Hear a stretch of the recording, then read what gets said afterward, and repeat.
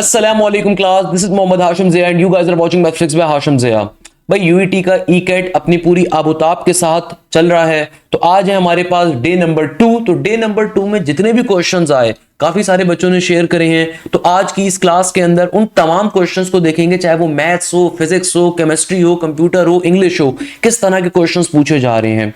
Please remember this thing, जैसे जैसे बच्चों का पेपर होता जाता है वो अपने पेपर को शेयर अप करते हैं, तो ये क्वेश्चंस रिपीटेड बहुत ज्यादा हो रहे होते हैं, तो आपके पेपर्स के अंदर आने के चांसेस बेतहाशा हैं। तो आपने इसकी तैयारी अच्छे तरीके से करनी है। अब देखो, पहले नंबर के ऊपर आज की पेपर के अंदर जो एक बच्चे ने अपना क्वेश्चन शेयर किया कि सर मेरे पास क्वेश्चन आया था कि z square plus z modulus का स्क्वायर अगर बराबर है 0 के, तो how many solutions are there. इसका आंसर होता है इनफाइनाइट सॉल्यूशंस का होना। उसके पीछे मैं आपको रीजन बता देता हूं कि भाई देखो, आपके पास कभी भी दुनिया के अंदर अगर आप एक कॉम्प्लेक्स नंबर लो और फिर उस कॉम्प्लेक्स नंबर का मॉडुलस का स्क्वायर लो, मॉडुलस लेके फिर उसका स्क्वायर लो, तो आंसर है 0। तो कितने सॉल्यूशंस होंगे आप चेक कर लीजिए। भाई लेट सपोज आपके पास, आप कहते हो कि कोई कॉम्प्लेक्स नंबर आ रहा है। फॉर एग्जांपल मैं कहता हूं कि मेरे पास एक कॉम्प्लेक्स नंबर है z is equal to x plus का आयोटा y। अब आप देखो, अगर मैं इसका मॉडुलस लूंगा तो जाहिर सी बात है modulus of a complex number क्या होता है कि भाई आप पर्टिकुलरली क्या करोगे, आप पर्टिकुलरली रूट के अंदर क्या करते हो, आप रूट के अंदर लेते हो एक्स स्क्वायर, रियल पार्ट का भी स्क्वायर और इमेजिनरी पार्ट का भी स्क्वायर। फिर जब आप मॉडुलस का स्क्वायर करोगे तो रूट कैंसिल आउट हो जाएगा, यानी कि मॉडुलस का, एक कॉम्प्लेक्स नंबर के मॉडुलस का स्क्वायर किसके बराबर होगा, simple x square plus y square के। ऐसा ही है। अब आप फाइनली अगर इन दो, तो मेरे प्यारे बच्चों किसके बराबर आएगा, यानी कि ये आपके पास आ जाएगा simple x square plus y square के। और सिमिलरली अगर मैं आपसे कहता हूं कि मुझे z पे स्क्वायर चाहिए, तो z क्या होता है, देखो z होता है एक्स प्लस आयोटा वाई।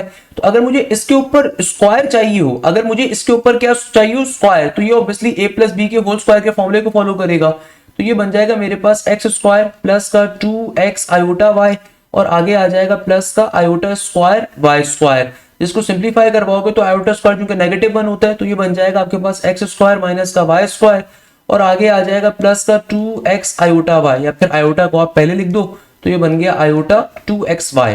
अब अगर मैं इन दोनों को आपस में ऐड अप करवाऊं, अगर मैं क्या करवाऊं, अब इन दोनों टर्म्स को आपस में ऐड करवाऊं, z स्क्वायर को भी और z मॉडुलस के स्क्वायर को भी। अब देखो, अगर आप इसको ऐड करवाओगे, जब आप इसको ऐड करवाओगे ना, तो भाई ये एक्स स्क्वायर, यानी कि भाई जब मैं इन दोनों को आपस में ऐड करवाऊंगा तो z मॉडुलस स्क्वायर की value x square plus y square और z स्क्वायर की value x square minus y square plus का आयोटा 2xy। तो जब मैं इनको ऐड करवाऊंगा तो एक्स स्क्वायर क्या बन जाएगा, ये बन जाएगा 2x स्क्वायर, फिर प्लस के वाई स्क्वायर से माइनस का वाई स्क्वायर कट जाएगा और आगे क्या आ जाएगा आयोटा 2xy का 2xy। और इक्वल टू के बाद क्या था, देखो 0 था, इक्वल टू के बाद 0 आ गया, तो यानी कि इक्वल टू के इस तरफ 0 आ रहा है। अब अगर मैं इनको कंपैरिजन के ऊपर लेकर जाऊं तो भाई रियल पार्ट भी 0 से कंपेयर होगा, इमेजिनरी पार्ट भी 0 से कंपेयर होगा। तो अगर मैं रियल पार्ट को भी 0 से कंपेयर करवाऊं तो ये बन जाएगा मेरे पास 2x square is equal to 0। तो यहां से x की वैल्यू क्या आएगी, 0 के बराबर।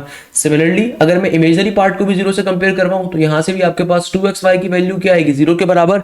तो यानी कि हमारे पास आपके पास यहां से जब आपने रियल पार्ट को सपोज किया ना, जब रियल पार्ट को आपने कंपैरिजन करवाया 0 के साथ, तो आपके पास x की वैल्यू आ गई 0 के बराबर। 99% टीचर्स आपको उसका करेक्ट आंसर नहीं बता पाएंगे। क्यों? जब आपने इसको रियल पार्ट को आपस में कंपेयर करवाया तो x की वैल्यू आ गई 0 के बराबर। ये जो x इज इक्वल टू 0 है ये y पर डिपेंडेंट नहीं है, मगर y इसके ऊपर जरूर डिपेंडेंट आ रहा है। क्यों? क्योंकि देखो, जब x की जगह के ऊपर मैं 0 डालूंगा ना, तो ऑब्वियसली y की वैल्यू भी क्या बनेगी, 0 बनेगी। आपके पास अब कोई भी कॉम्प्लेक्स नंबर मौजूद हो, फॉर एग्जांपल मेरे पास मौजूद है 0,2 का कॉम्प्लेक्स नंबर, अगर मैं उसके ऊपर इस कंडीशन को वेरीफाई करना चाह रहा हूं, तो अगर मैंने x की वैल्यू 0 ली हुई है, उस सूरत में भी मेरे पास y की वैल्यू क्या आएगी, आपके पास 0 ही आएगी। तो इस सॉल्यूशन सेट के लिए भी सेटिस्फाई करेगा ये। लेट सपोज मैं 0,3 ले लूं, तो अगर x की जगह पे मैंने 0 लिया हुआ है, यानी कि x की जगह पे मैं 0 ले रहा हूं, तो y की जगह पे कोई भी वैल्यू मैं रखूंगा तो ओवरऑल आंसर क्या बनेगा, 0 ही बनेगा। तो यानी कि बताने का मकसद ये है कि भाई आपके पास इनफिनाइट सॉल्यूशंस यहां पे फॉर्म हो रहे होंगे, तो इसका करेक्ट आंसर क्या होगा, इनफिनाइट सॉल्यूशन। बड़ा मशहूर एक आपके पास थ्योरम होता है, बड़ा मशहूर एक हमारे पास क्या आ रहा है, थ्योरम आ रहा है, उसके ऊपर ये वेरीफाई हो रहा है। अच्छा भाई, नेक्स्ट क्वेश्चन जो आ रहा है ये अगेन हमारे पास रिपीटेड क्वेश्चन है भाई, ये कल की पेपर के अंदर भी आया हुआ था। इसके ऊपर सिंपल तरीके से x अप्रोच कर रहा है 0 के ऊपर, टेंजेंट x प्लस का x स्क्वायर डिवाइडेड बाय या x cube divided by x cube आ रहा है। तो भाई अगेन आप टेंजेंट x को आप सपोज करवा लोगे x के बराबर और फिर उसके ऊपर आप सिंप्लीफिकेशन के ऊपर लेकर जाओगे, या जो भी आपका चल रहा होगा उसके ऊपर आप सिंप्लीफिकेशन के ऊपर उसको आप लेकर जाओगे अपनी टर्म को, और फिर चेक करोगे नॉर्मली लिमिट यहाँ पे डज नॉट एग्जिस्ट आ रहा होगा, बट इसको आप चेक कर सकते हो जो भी आपका कंसीडर हो रहा होगा। क्वेश्चन आ आ रहा है, ये कल की क्लास का रिपीटेड क्वेश्चन है। लिमिट एक्स अप्रोच कर रही है 0 के ऊपर, टेंजेंट एक्स प्लस का x square divided bye x cube. तो यहाँ पे ऑब्वियसली सी बात है, आप टेंजेंट एक्स को अपने एक्सप्रेशन के ऊपर क्या करवाओगे, अप्रोक्सीमेट वैल्यू के ऊपर लेकर जाओगे, फिर चेक करोगे नॉर्मली इसका लिमिट डज नॉट एग्जिस्ट का आंसर आ रहा होगा। तो ये क्वेश्चन भी रिपीटेड आ रहा है। अच्छा, नेक्स्ट क्वेश्चन जो हमारे पास आ रहा है, इट्स इंटरेस्टिंग वन। एग्जामिनर कह रहा है integration 1 divided by x into l n x into d x, इसका आंसर क्या होगा। भाई ये मोस्ट इंपॉर्टेंट क्वेश्चन है, इंटीग्रेशन के मेरे लेक्चर के अंदर भी आपको मिल जाएगा। इसको सॉल्व करने का तरीकेकार क्या है कि भाई आप इसको ब्रेक कर दो। ब्रेक कैसे कर दो भाई, ये आपके पास डिवीजन में x इंटू एल एक्स मौजूद है। अगर मैं इसको ऐसे करके लिखूं 1 बाय x और नीचे लिख दूं ln x और यहां पे लिख दूं dx, तो मुझे बताओ कोई मसला है इसके अंदर। अब आप बोलोगे सर ये कैसे कर दिया आपने। भाई मैथ्स का बेसिक कॉन्सेप्ट होता है, देखो मैथ्स का बेसिक कॉन्सेप्ट क्या होता है, कभी भी मैथ्स में अगर एक से ज्यादा टर्म्स क्या हो रही हो, डिवाइड हो रही हो। जैसे यहाँ पे एक से ज्यादा टर्म्स अगर मैं इसको इस फॉर्मेट में लिखता हूं, तो मैथ्स कहता है कि भाई एक से ज्यादा टर्म्स अगर डिवाइड हो रही हो, सबसे नीचे वाली टर्म नीचे से ऊपर जाके क्या हो जाएगी, रेसिप्रोकेट फॉर्म में लिखी जाएगी। तो ये बन जाएगा 1 by x into 1 by ln x। तो देखो वापस से आपके पास वही फॉर्म आ जाएगी। तो इससे फायदा क्या हुआ, इससे फायदा ये हुआ कि नीचे वाली टर्म के ऊपर डेरिवेटिव फॉर्म हो रहा है। तो ln x का डेरिवेटिव क्योंकि 1 बाय x होते हैं, तो डायरेक्टली आपका आंसर क्या आ जाएगा, ln का ln, और सिंपल तरीके से जो भी नीचे वाला फंक्शन आ रहा है वो ln के फंक्शन के तौर पे आ जाएगा, प्लस के c के साथ आपका आंसर आ जाएगा। ये क्वेश्चन बहुत इंपॉर्टेंट है इंटीग्रेशन का। भाई यही फायदा होता है कि हमने आपको लेक्चर्स में एक एक चीज पढ़ाई भी होती है। नेक्स्ट क्वेश्चन में एग्जामिनर कहता है कि number of ways to select 3 men and 2 women from 5 men and 4 women। Basic concept है भाई, आपको नंबर ऑफ वेज बताने, 3 मर्दों को सेलेक्ट करना है 5 मर्दों में से। टोटल अगर 5 मर्द हैं उनमें से 3 मर्दों को सेलेक्ट करना है, मल्टीप्लाई का साइन क्योंकि आपके पास एक ही सिलेक्शन चल रही है। फिर आगे कहता है 2 औरतों को सेलेक्ट करना है 4 औरतों में से, तो 4 औरतों में से 2 औरतों को सेलेक्ट करना है। तो 5 कॉम्बिनेशन 3 इंटू 4 कॉम्बिनेशन 2 हो जाएगा। अब इसको सॉल्व कैसे करोगे भाई, कॉम्बिनेशन का फॉर्मूला अप्लाई कर दो, 5 फैक्टोरियल डिवाइडेड बाय 5 माइनस का 3, 5 माइनस के 3 का मतलब है 2 factorial into 3 factorial.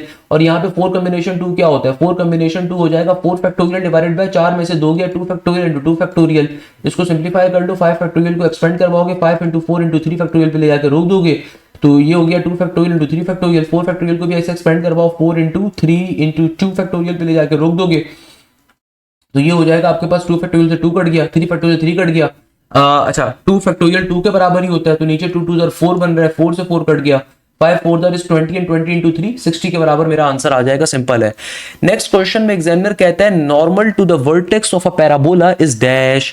Normal to the vertex of a parabola, यानी कि मेरे पास अगर एक पैराबोला मौजूद है, इस पैराबोला के अंदर देखो मेरे पास ये अगर टेंजेंट लाइन आ रही है लेट्स सपोज, तो उसके नॉर्मल के ऊपर, भाई normal to vertex of a parabola, vertex के नॉर्मल के ऊपर, वर्टेक्स यहाँ पे पैराबोला पे फॉर्म होता है। अब देखो क्वेश्चन एग्जैक्टली क्या आया हुआ हमें ये तो नहीं मालूम, मगर हो सकता है एग्जामिनर ने इक्वेशन ऑफ टेंजेंट पूछी हुई हो। अब डिपेंड करता है एग्जामिनर ने पूछा हुआ क्या है, नॉर्मल का स्लोप पूछा हुआ हो, ये बच्चे ने क्वेश्चन क्लियर नहीं लिखा हुआ क्वेश्चन क्या है। अगर तो भाई आपके पास पर्टिकुलरली लेट सपोज एक पैराबोला है, उस पैराबोला की नॉर्मली जो इक्वेशन होती है वो होती है y square is equal to 4ax। तो अगर मुझे स्लोप ऑफ टेंजेंट निकालना है उसके लिए जाहिर सी बात है आप dy बाई dx करोगे, तो वो बन जाएगा 2y into dy by dx और 4a constant as it is आ जाएगा।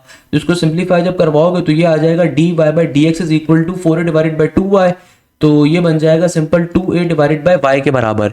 ये आपके पास नॉर्मली टेंजेंट का स्लोप आ जाएगा। अगर नॉर्मल का स्लोप निकालना है तो वो इसका अपोजिट होगा। नॉर्मल का स्लोप क्या होगा, परपेंडिकुलर लाइन की कंडीशन इस्तेमाल करोगे, क्योंकि टेंजेंट और नॉर्मल आपस में क्या होते हैं, परपेंडिकुलर होते हैं, तो वो बन जाएगा फिर नेगेटिव का y डिवाइडेड बाय 2a के बराबर, अगर तो नॉर्मल का स्लोप निकालना है। बट अगेन डिपेंड करता है क्वेश्चन क्या आ रहा है, तो हमारे पास क्वेश्चन एक्जैक्टली मौजूद नहीं है, तो भाई एग्जैक्टली हमारे पास क्वेश्चन क्लियर नहीं है, सही है ना भाई। अच्छा नेक्स्ट क्वेश्चन में एग्जामिनर कह रहा है 1 माइनस का cos 2 angle divided by 1 plus का cos 2 एंगल। देखो इन क्वेश्चंस को सॉल्व करने की मैंने ट्रिक आपको मैराथन में भी बताई थी। कभी भी ट्रिगोनोमेट्री का क्वेश्चन आ जाए, पेपर को साइड पे रखो, पहले भंगड़ा करो। क्यों भाई, ये क्वेश्चन सबसे इजी है।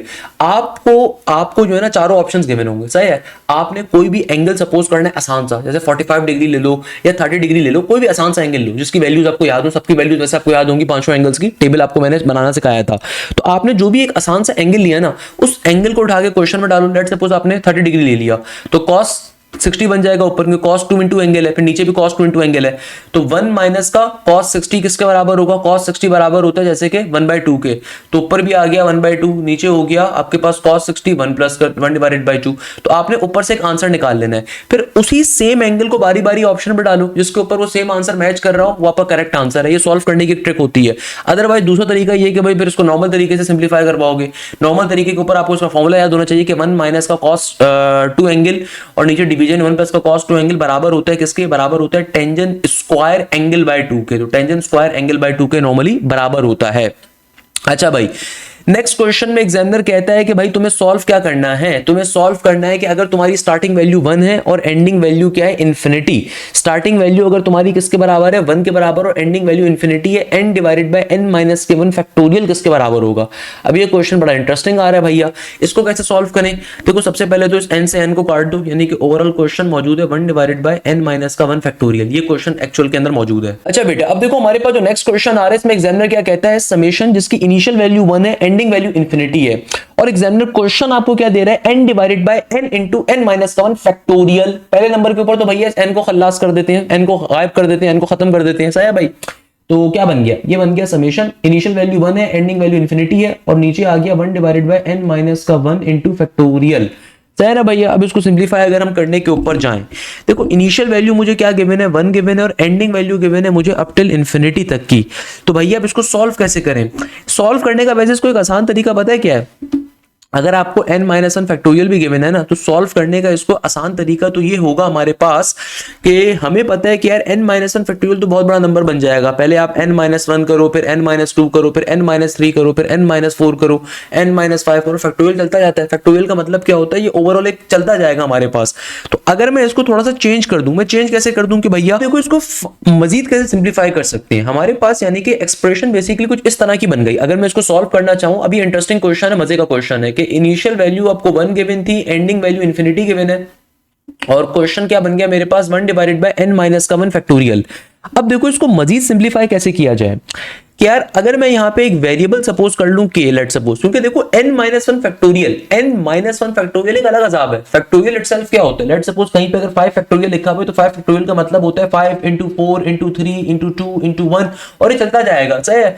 लेट सपोज कहीं पे लिखा हुआ है 10 फैक्टोरियल, तो 10 फैक्टोरियल का मतलब है पहले आप 10 लिखोगे, फिर 10 इंटू 9, फिर इंटू 8, फिर इंटू 7, फिर into 6, into 5, into 4, into 3, into 2, into 1, चलता जाएगा।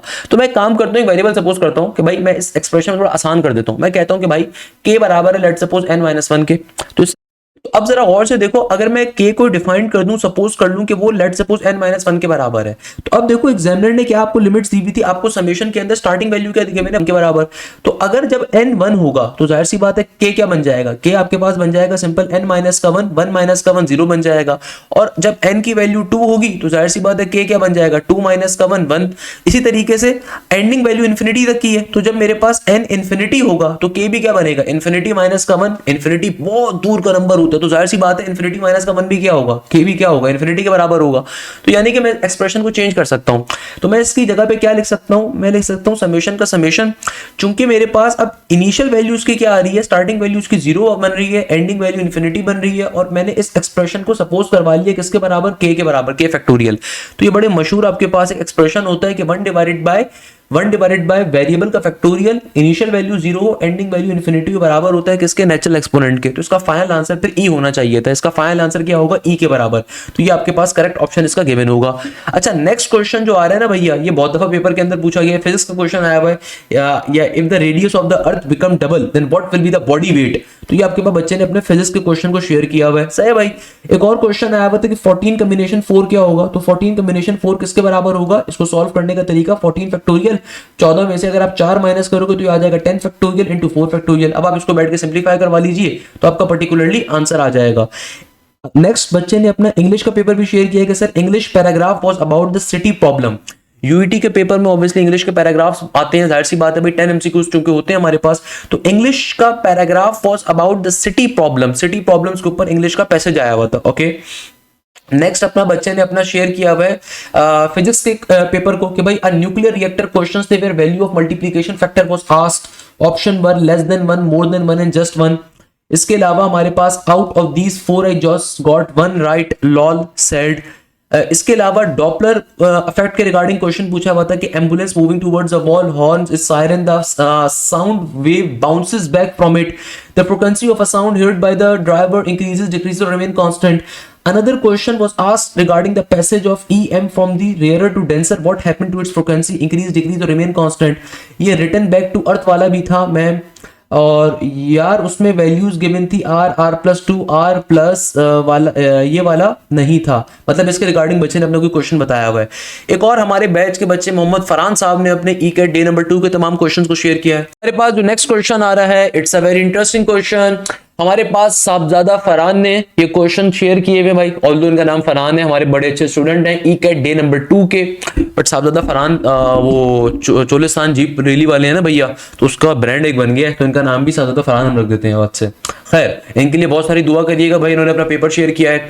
अब देखो भाई हमारे पास पहले नंबर के ऊपर क्वेश्चन आया हुआ है, integration upper limit 1 lower limit आपके पास आ रही है 0 की, और क्वेश्चन आ रहा है ln x into x square का। बड़ा इंटरेस्टिंग क्वेश्चन है भाई, कैसे सॉल्व करेंगे? देखो सबसे पहले तो आप इसको कंसीडर करो, एक आपके पास एक्स स्क्वायर आ रहा है और एक आपके पास आ रहा है ln x इंटू dx। तो भाई ये क्वेश्चन आपको मैंने अपने लेक्चर में बहुत दफा बताया था। देखो भाई ln x का चूंकि इंटीग्रेशन में फॉर्मुला नहीं होता, इसको आप u कंसीडर करोगे, इसको आप v कंसीडर करोगे, ये बाय पार्ट्स का कॉन्सेप्ट आ रहा है। वैसे तो आपको x इंटू ln x का डायरेक्टली आंसर याद होना चाहिए, बट अगर नहीं आता तो चलो समझ लो इसको डायरेक्टली बाय पार्ट्स के फॉर्मूले पे। इंटीग्रेशन बाय पार्ट्स का फॉर्मूला होता है u वाली टर्म को ऑलरेडी लिखते हो, इंटीग्रेशन अप्लाई करते हो v वाली टर्म के ऊपर, फिर माइनस का साइन अप्लाई करते हो, इंटीग्रेशन का इंटीग्रेशन लेते हो, देन डेरिवेटिव अप्लाई करते हो आप u वाली टर्म के ऊपर, इंटीग्रेशन अप्लाई करते हो v वाली टर्म के ऊपर, और आखिर में आ जाता है आपके पास dx का dx। तो भाई देखो u किसके बराबर है, u बराबर है मेरे पास ln x के। इंटीग्रेशन ऑफ एक्स स्क्वायर क्या होगा, एक्स स्क्वायर की इंटीग्रेशन हो जाएगी simple x cube divided by 3 के बराबर, माइनस का साइन, इंटीग्रेशन का सिंबल, u का डेरिवेटिव क्या होगा हमारे पास, सिंपल तरीके से u का डेरिवेटिव होगा आपके पास ln x का डेरिवेटिव होता है 1/x के बराबर, और फिर इंटीग्रेशन ऑफ v क्या हो जाएगा, यानी कि एक्स स्क्वायर की इंटीग्रेशन क्या हो जाएगी, simple x cube divided by 3 के बराबर इंटू dx का dx। तो भाई इस x से ये क्यूब कट जाएगा, स्क्वायर बन जाएगा, ये 3 को बाहर निकाल दो आप, तो ये बन गया मेरे पास X cube divided by 3 into ln x, और माइनस का 1/3 का 1/3, 3 चूंकि कांस्टेंट है बाहर आ गया, इंटीग्रेशन सिंपल एक्स स्क्वायर पे अप्लाई होगा, तो एक्स स्क्वायर की इंटीग्रेशन क्या बन जाएगी, x cube divided by 3 plus के c के साथ आपका आंसर आ जाएगा। अब इसके ऊपर चूंकि आपको यहाँ पे लिमिट्स भी गिवन थी, तो ऑब्वियसली c फिर नहीं आएगा, आप डायरेक्टली यहाँ पे क्या कर दोगे, आप यहाँ पे सिंपल तरीके से अपनी लिमिट्स को अप्लाई करोगे। लिमिट्स क्या आ रही है 1 और 0 की, तो एक दफा अपर लिमिट डालोगे, फिर एक दफा लोअर लिमिट डालोगे। तो अपर लिमिट क्या है 1 का cube divided by 3 into ln का ln, फिर यहाँ पे x की जगह पे भी 1 आ जाएगा, फिर माइनस का 3 3 इज 9, तो 1/9, और अगेन x क्यूब की जगह पे 1 आ जाएगा। सही है, आपने एक दफा पूरे फंक्शन में अपर लिमिट डाल दी, फिर अब लोअर लिमिट डालोगे, तो लोअर लिमिट के अंदर 0 डिवाइडेड बाय 3 खत्म हो गया, फिर ये बन गया ln 0, फिर आगे आ जाएगा ऑब्वियसली आपके पास ये वाली पूरी टर्म भी 0 हो जाएगी, क्योंकि जाहिर सी बात है जब x की जगह पे 0 डालोगे तो कंप्लीट टर्म ये भी 0 बन गई। अब इसको बैठ के सिंप्लीफाई करवा लो, कैसे करवाओगे? तो बेटा देखो हमारे पास सिंपल तरीके से दुनिया का असूल है कि भाई ln 1 बराबर होता है किसके, 0 के। ln 1 बराबर होता है 0 के, तो सिंपल यहां से नेगेटिव का 1/9 बच रहा होगा, और ln 0 बराबर होता है इन्फिनिटी के इंटू 0 खत्म हो गया, तो नेगेटिव का 1/9 आपके पास पर्टिकुलरली आंसर के तौर के ऊपर आ रहा होगा। आंसर के तौर पे क्या आ रहा होगा, सिंपल हमारे पास नेगेटिव का 1/9। नेक्स्ट क्वेश्चन में एग्जामिनर कहता है कि भाई तुम्हारे पास क्वेश्चन आ रहा है 1 माइनस का cos 2 theta divided by 1 plus का cos 2 थीटा, ये किसके बराबर होगा? तो भाई हमें बात मालूम है कि 1 माइनस का cos 2 थीटा किसके बराबर होता है, बेटा ये बराबर होता है आपके पास सिंपल 2 साइन स्क्वायर थीटा के, और 1 प्लस का cos 2 थीटा क्या होता है, ये बराबर होता है सिंपल 2 cos स्क्वायर थीटा के। 2 से 2 कट गया, sine square divided bye cos square क्या हो जाएगा, ये हो जाएगा टेंजेंट स्क्वायर थीटा के बराबर। क्वेश्चन सॉल्व हो गया। नेक्स्ट क्वेश्चन में एग्जामिनर कह रहा था इंटीग्रेशन ऑफ साइन स्क्वायर। अरे भाई ये क्वेश्चन लास्ट ईयर भी बहुत आया था मेरे प्यारे बच्चों, इस क्वेश्चन को मार्क कर लो, मोस्ट इंपॉर्टेंट है। कल के पेपर में मुझे दिखा नहीं था, मुझे हैरानी हो रही थी, क्योंकि ये क्वेश्चन लास्ट ईयर यूईटी में 26 से ज्यादा बच्चों के पास हर पेपर के अंदर आता था, 26 से ज्यादा बच्चों के हर पेपर में आता था। तो भाई अब देखो इस क्वेश्चन की शॉर्टकट मैं आपको बताता हूं, बड़े मजे की इसकी ट्रिक है। ये देखो क्वेश्चन क्या है, क्वेश्चन आ जाए आपके पास integration of sine square X into DX. Solve करने की ट्रिक मैंने मैराथन में भी बताई थी। कभी भी इंटीग्रेशन में साइन स्क्वायर आ जाए या कॉस स्क्वायर आ जाए, तो इसको सॉल्व करने के लिए आप ट्रिगोनोमेट्रिक आइडेंटिटी के ऊपर जाते हो, 1 माइनस का cos double angle divided by 2 या 1 प्लस का cos double angle divided by 2 के ऊपर, फिर इंटीग्रेशन को अप्लाई करते हैं। बहुत लंबा सा काम करते हैं, आपको आपके नॉर्मली इंटर के टीचर ने पढ़ाया होगा, जबकि जब आपने सर हाशिम से पढ़ा उन्होंने शॉर्टकट आपको सिखाया था। भाई ये फायदा होता है सर हाशिम से पढ़ने का। इसकी शॉर्टकट क्या है? इसकी शॉर्टकट ये होती है कि सिंपल आंखें बंद करके लिखो 1/2 का 1/2 x का x। अगर साइन स्क्वायर का क्वेश्चन है तो यहां पे लगाओगे माइनस का साइन, फिर अगेन लिखो 1/2 का 1/2, 1/2 का 1/2, और जो भी आपके पास, जो भी यहाँ पे आपके पास एंगल गिवन है ना, उसको 2 से मल्टीप्लाई करो। तो यहाँ पे एंगल अभी क्या है 1 है, तो 1 को 2 से मल्टीप्लाई करोगे तो 2 ही आएगा। ऊपर जाओ, ऊपर हमेशा साइन लिखा जाएगा, साइन का साइन, और जो भी वैल्यूज ब्रैकेट में रखी है ना उसको एज इट इज अपने एंगल के तौर पे रख दो, प्लस के सी के साथ आपका आंसर आ जाएगा। प्लस के सी के साथ आपका क्या आ जाएगा आंसर, विद इन सेकंड्स के ऊपर सॉल्व होने वाला क्वेश्चन है। अब कोई बच्चा बोलेगा सर ये कैसे किया, एक और क्वेश्चन बताएं भाई। लेट सपोज मैं कहता हूं आपके पास क्वेश्चन आ जाए sin square 3x into dx, जरा और से बात समझिएगा, मजे का क्वेश्चन है, बोलो तो और डिफिकल्ट कर देता हूं। sin square 3/2x into dx आ जाए, ये क्वेश्चन आ जाए, इतना डिफिकल्ट। अब नॉर्मल बच्चा जो एक बेकार कोचिंग में बैठा हुआ होगा ना, वो बच्चा कैसे सॉल्व करेगा, पहले उसको ट्रिगोनोमेट्रिक आइडेंटिटी अप्लाई करेगा, फिर इंटीग्रेशन को अप्लाई करेगा, फिर इंटीग्रेशन को ब्रेक करेगा, फिर बारी बारी इंटीग्रेशन अप्लाई होगी एंड सो ऑन। जबकि हमारा बच्चा क्या करेगा, उसको सर हाशिम की ट्रिक पता है कि भाई sin स्क्वायर की इंटीग्रेशन कैसे ली जाएगी, सिंपल 1/2 का 1/2, x का x माइनस का साइन, फिर एक और दफा 1/2 लिखोगे। जो भी यहां पे तुम्हारे पास एंगल गिवन है, जो भी तुम्हारे पास एंगल गिवन है उसको 2 से मल्टीप्लाई करो। तो भाई 3/2 को अगर मैं 2 से मल्टीप्लाई करूंगा तो क्या बनेगा, सिंपल 3 बचेगा, तो उसको नीचे ब्रैकेट में लिख दो। ऊपर जाओ, ऊपर जाके हमेशा साइन लिखोगे, और जो भी वैल्यू तो ब्रैकेट में डाली है वो एज इट इज यहां पे आ जाएगी एंगल के तौर पे, प्लस के सी के साथ तुम्हारा आंसर आ गया। लेट सपोज कॉस के ऊपर अगर आ जाए, अगर आपका क्वेश्चन आ जाए cos square 7x into dx, उसके लिए भी सेम फॉर्मूला है, सेम शॉर्टकट है, बस माइनस की जगह पे प्लस होता है। क्योंकि देखो ट्रिगोनोमेट्रिक आइडेंटिटी जो होती है साइन स्क्वायर की, वो 1 minus cos double angle divided by 2 होती है, जबकि कॉस स्क्वायर के लिए होती है 1 प्लस का कॉस, तो वहां पे से प्लस होता है। तो कॉस स्क्वायर के लिए सेम शॉर्टकट है कि भाई सिंपल तरीके से 1/2 का 1/2 लिखोगे, x का x लिखोगे, क्योंकि कॉस स्क्वायर है तो प्लस आएगा। अगेन सेम काम 1/2 का 1/2, जो भी एंगल आ रहा है उसको 2 से मल्टीप्लाई करो, 7 2 = 14, और यहां पे आके क्या हो जाएगा, ऊपर हमेशा साइन ही आएगा, ऊपर हमेशा साइन आएगा, क्योंकि जाहिर सी बात है जब ट्रिगोनोमेट्रिक आइडेंटिटी को अप्लाई करते हो तो वहां पे 1 माइनस का कॉस या 1 प्लस का कॉस मिलता है, और कॉस की फिर जब इंटीग्रेशन लेते हो तो हमेशा साइन बनेगा। तो हमेशा याद रखिएगा, चाहे कॉस का फॉर्मूला है, चाहे कॉस के लिए क्वेश्चन है, चाहे साइन स्क्वायर के लिए क्वेश्चन है, हमेशा यहां पे ऊपर साइन ही लिखा जाएगा, और जो भी वैल्यू ब्रैकेट में डाली थी वो ऑलरेडी इसके एंगल के तौर पे आ जाएगी। क्वेश्चन आपका विद इन सेकंड्स में सॉल्व हो जाएगा, विद इन सेकंड्स के ऊपर। That's a very basic shortcut, that's a very basic shortcut. इस तरीके से क्वेश्चन क्या हो जाएगा हमारा, finally simplify, finally solve. Question simple तरीके से सॉल्व हो गया। क्या मुश्किल बात है इसके अंदर भाई, क्या मुश्किल चीज है इसके अंदर, नर्सरी क्लास का बच्चा सॉल्व करता है उसको हमारे मुल्क के अंदर, यकीन मानिए मेरा बेटा, सही है ना भाई। तो क्वेश्चन आपका विद इन सेकंड्स में क्या हो गया, सिंप्लीफाई हो गया। अच्छा अब देखो ये तमाम की तमाम जो ट्रिक्स होती है ना भाई, हमने आपको लाइव क्लासेस के अंदर ऑलरेडी पढ़ाई भी होती है। तो लाइव क्लासेस का फायदा ही क्या होता है कि भाई पाकिस्तान के बेस्ट टीचर्स, ये वाली चीज नहीं होती कि भाई एक ही टीचर आपको सारी चीजें पढ़ाएं, नहीं, पाकिस्तान के बेस्ट टीचर्स आपको तमाम सब्जेक्ट्स कवर अप करवाते हैं। फिर इसके अलावा क्लासेस के अंदर जो भी टॉपिक कवर होता है आपको ना सिर्फ उसका प्रैक्टिस मटेरियल मिलता है, बल्कि साथ साथ प्रैक्टिस शीट के आपको उस प्रैक्टिस शीट का वीडियो सॉल्यूशन भी प्रोवाइड किया जाता है। इसके अलावा चाहे आप नस की तैयारी कर रहे हैं, एनटीएस की कर रहे हैं, फास्ट की कर रहे हैं, जीआईके की कर रहे हैं, यूईटी की कर रहे हैं, उन सब की तैयारी भी कवर अप होगी। पंजाब यूनिवर्सिटी का भी एग्जाम आ गया भैया, पीयूसीआईटी का, वो भी कवर अप होगा, आपको अलग से कोई फीस नहीं देनी। तो ना सिर्फ आपको लाइव क्लासेस के अंदर तमाम सब्जेक्ट्स कवर अप होते हैं, बल्कि हर सब्जेक्ट के अंदर मल्टीपल प्रोफेसर्स मिलते हैं। आपकी चॉइस होती है किस टीचर से आप पढ़ना चाहते हो। आपको जो भी टीचर क्लास में टॉपिक पढ़ाता है उसका प्रैक्टिस मटेरियल और साथ में उसका वीडियो सॉल्यूशन भी देता है। फिर आपके प्रॉपर्ली टेस्ट कंडक्ट होते हैं भाई, आपके चैप्टर वाइज टेस्ट अलग होते हैं वीडियो सॉल्यूशन के साथ, आपके टॉपिकल टेस्ट अलग होते हैं, यानी कि हर चैप्टर में अगर 50 टॉपिक है तो टॉपिक वाइज टेस्ट अलग होंगे। फिर हर यूनिवर्सिटी के इंडिविजुअली आपके mock exams, full length papers आपके अलग कंडक्ट होते हैं। तो ये तमाम फीचर्स आपको हमारे बैचेस के अंदर मिल रहे होते हैं, तो इसलिए हमारा बच्चा ऑब्वियसली शाइन करता है उस चीज के ऊपर। नेक्स्ट क्वेश्चन 14 कॉम्बिनेशन 4 वाला रिपीट हो रहा है। एक और क्वेश्चन यहाँ पे हमारे, अरे भाई मेरा फेवरेट आ गया, फंक्शन की पावर फंक्शन। हमारे बच्चे ने तो मुस्कुरा के देखा होगा, फिर दुआ दी होगी। तो भाई फंक्शन की पावर में जब फंक्शन आ जाए ना, फंक्शन की पावर में फंक्शन आ जाए, लेट सपोज यहाँ पे एग्जामिनर कह रहा है कि भाई तुम्हारे पास क्वेश्चन क्या आ गया, साइन यू की पावर में यू, ये क्वेश्चन गिवन है, एग्जामिनर कहते हैं इसको सॉल्व करना है। भाई फंक्शन की पावर में फंक्शन की एक ट्रिक मैंने बनाई थी, जो ट्रिक आज पाकिस्तान का हर टीचर इस्तेमाल करता है। ये क्या होती है भैया, कभी भी फंक्शन की पावर में जब फंक्शन आ जाए तो आपने एक दफा अपने क्वेश्चन को एडिट लिखना है, फिर पावर में आने वाले फंक्शन को लिखना है, फिर डिवीजन में बेस वाले फंक्शन को लिखना है, फिर ऊपर जाके बेस वाले फंक्शन का डेरिवेटिव देना है, फिर बीच में प्लस का साइन लगाओगे, फिर ln का ln, जो बेस वाला फंक्शन है वो ln के फंक्शन के तौर पे आएगा, और फिर पावर में आने वाले फंक्शन का डेरिवेटिव लोगे।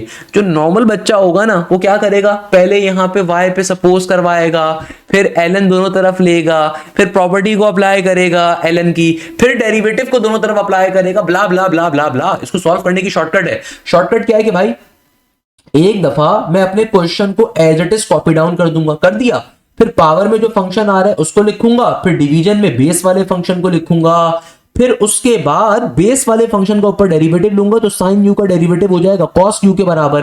फिर बात यहां पे खत्म नहीं होगी, बात बढ़ेगी आगे, आगे जाके प्लस का साइन लगाऊंगा ln का ln, जो बेस वाला फंक्शन आ रहा है वो ln का फंक्शन बन जाएगा, और फिर पावर में आने वाली टर्म का डेरिवेटिव लूंगा तो u का डेरिवेटिव u की रिस्पेक्ट से क्या हो जाएगा 1 के बराबर। तो सिंपल तरीके से हमारा क्वेश्चन क्या हो जाएगा, सिंप्लीफाई हो जाएगा, सॉल्व हो जाएगा। That's the logic of this particular question, that's the logic of this particular question. Question हमारा फाइनली सिंप्लीफाई हो गया। नेक्स्ट क्वेश्चन में एग्जामिनर कह रहा था कि भैया क्या बताइए, length of latus rectum, length of latus rectum आपको कैलकुलेट करनी है। तो कोई मसले की बात नहीं है भाई, लेंथ ऑफ लेटिस रेक्टम कैसे निकालोगे। अच्छा भाई, तो ये आपके पास पर्टिकुलरली क्या आ जाएगा इसका आंसर। वैसे आप इसको एक और आंसर भी हो सकता है कॉस डिवाइडेड बाय साइन, क्योंकि कॉट के बराबर होते हैं तो आप उसको भी चेक कर सकते हैं, डिपेंडिंग क्या ऑप्शंस आपको गिवन है। नेक्स्ट क्वेश्चन में एग्जामिनर कहता है कि भाई लेंथ ऑफ लेटिस रेक्टम क्या होगी अगर y square is equal to 12x मौजूद है, तो हमें लेंथ ऑफ लेटिस रेक्टम निकालनी है। तो भाई पैराबोला के केस के अंदर लेंथ ऑफ लेटिस रेक्टम का फॉर्मूला होता है मॉडुलस ऑफ 4a के बराबर। तो अगर आप इसको कंपेयर करवाओ इसकी ओरिजिनल इक्वेशन से, तो y square is equal to 4ax, तो 4a जब कंपेयर होगा 12 के साथ तो आपके पास a की वैल्यू आ जाएगी 3 के बराबर, और फिर मॉडुलस ऑफ 4a जब आप लोगे तो मॉडुलस ऑफ 4a बराबर है 3 के, तो 4 3 इधर इज 12, मेरे पास लेंथ की वैल्यू आ जाएगी। क्वेश्चन सॉल्व हो गया। नेक्स्ट क्वेश्चन भी कल की क्लास में आया हुआ था भाई, z is equal to 1 minus iota, सही है ना, और आपको z की पावर 4 निकालनी है।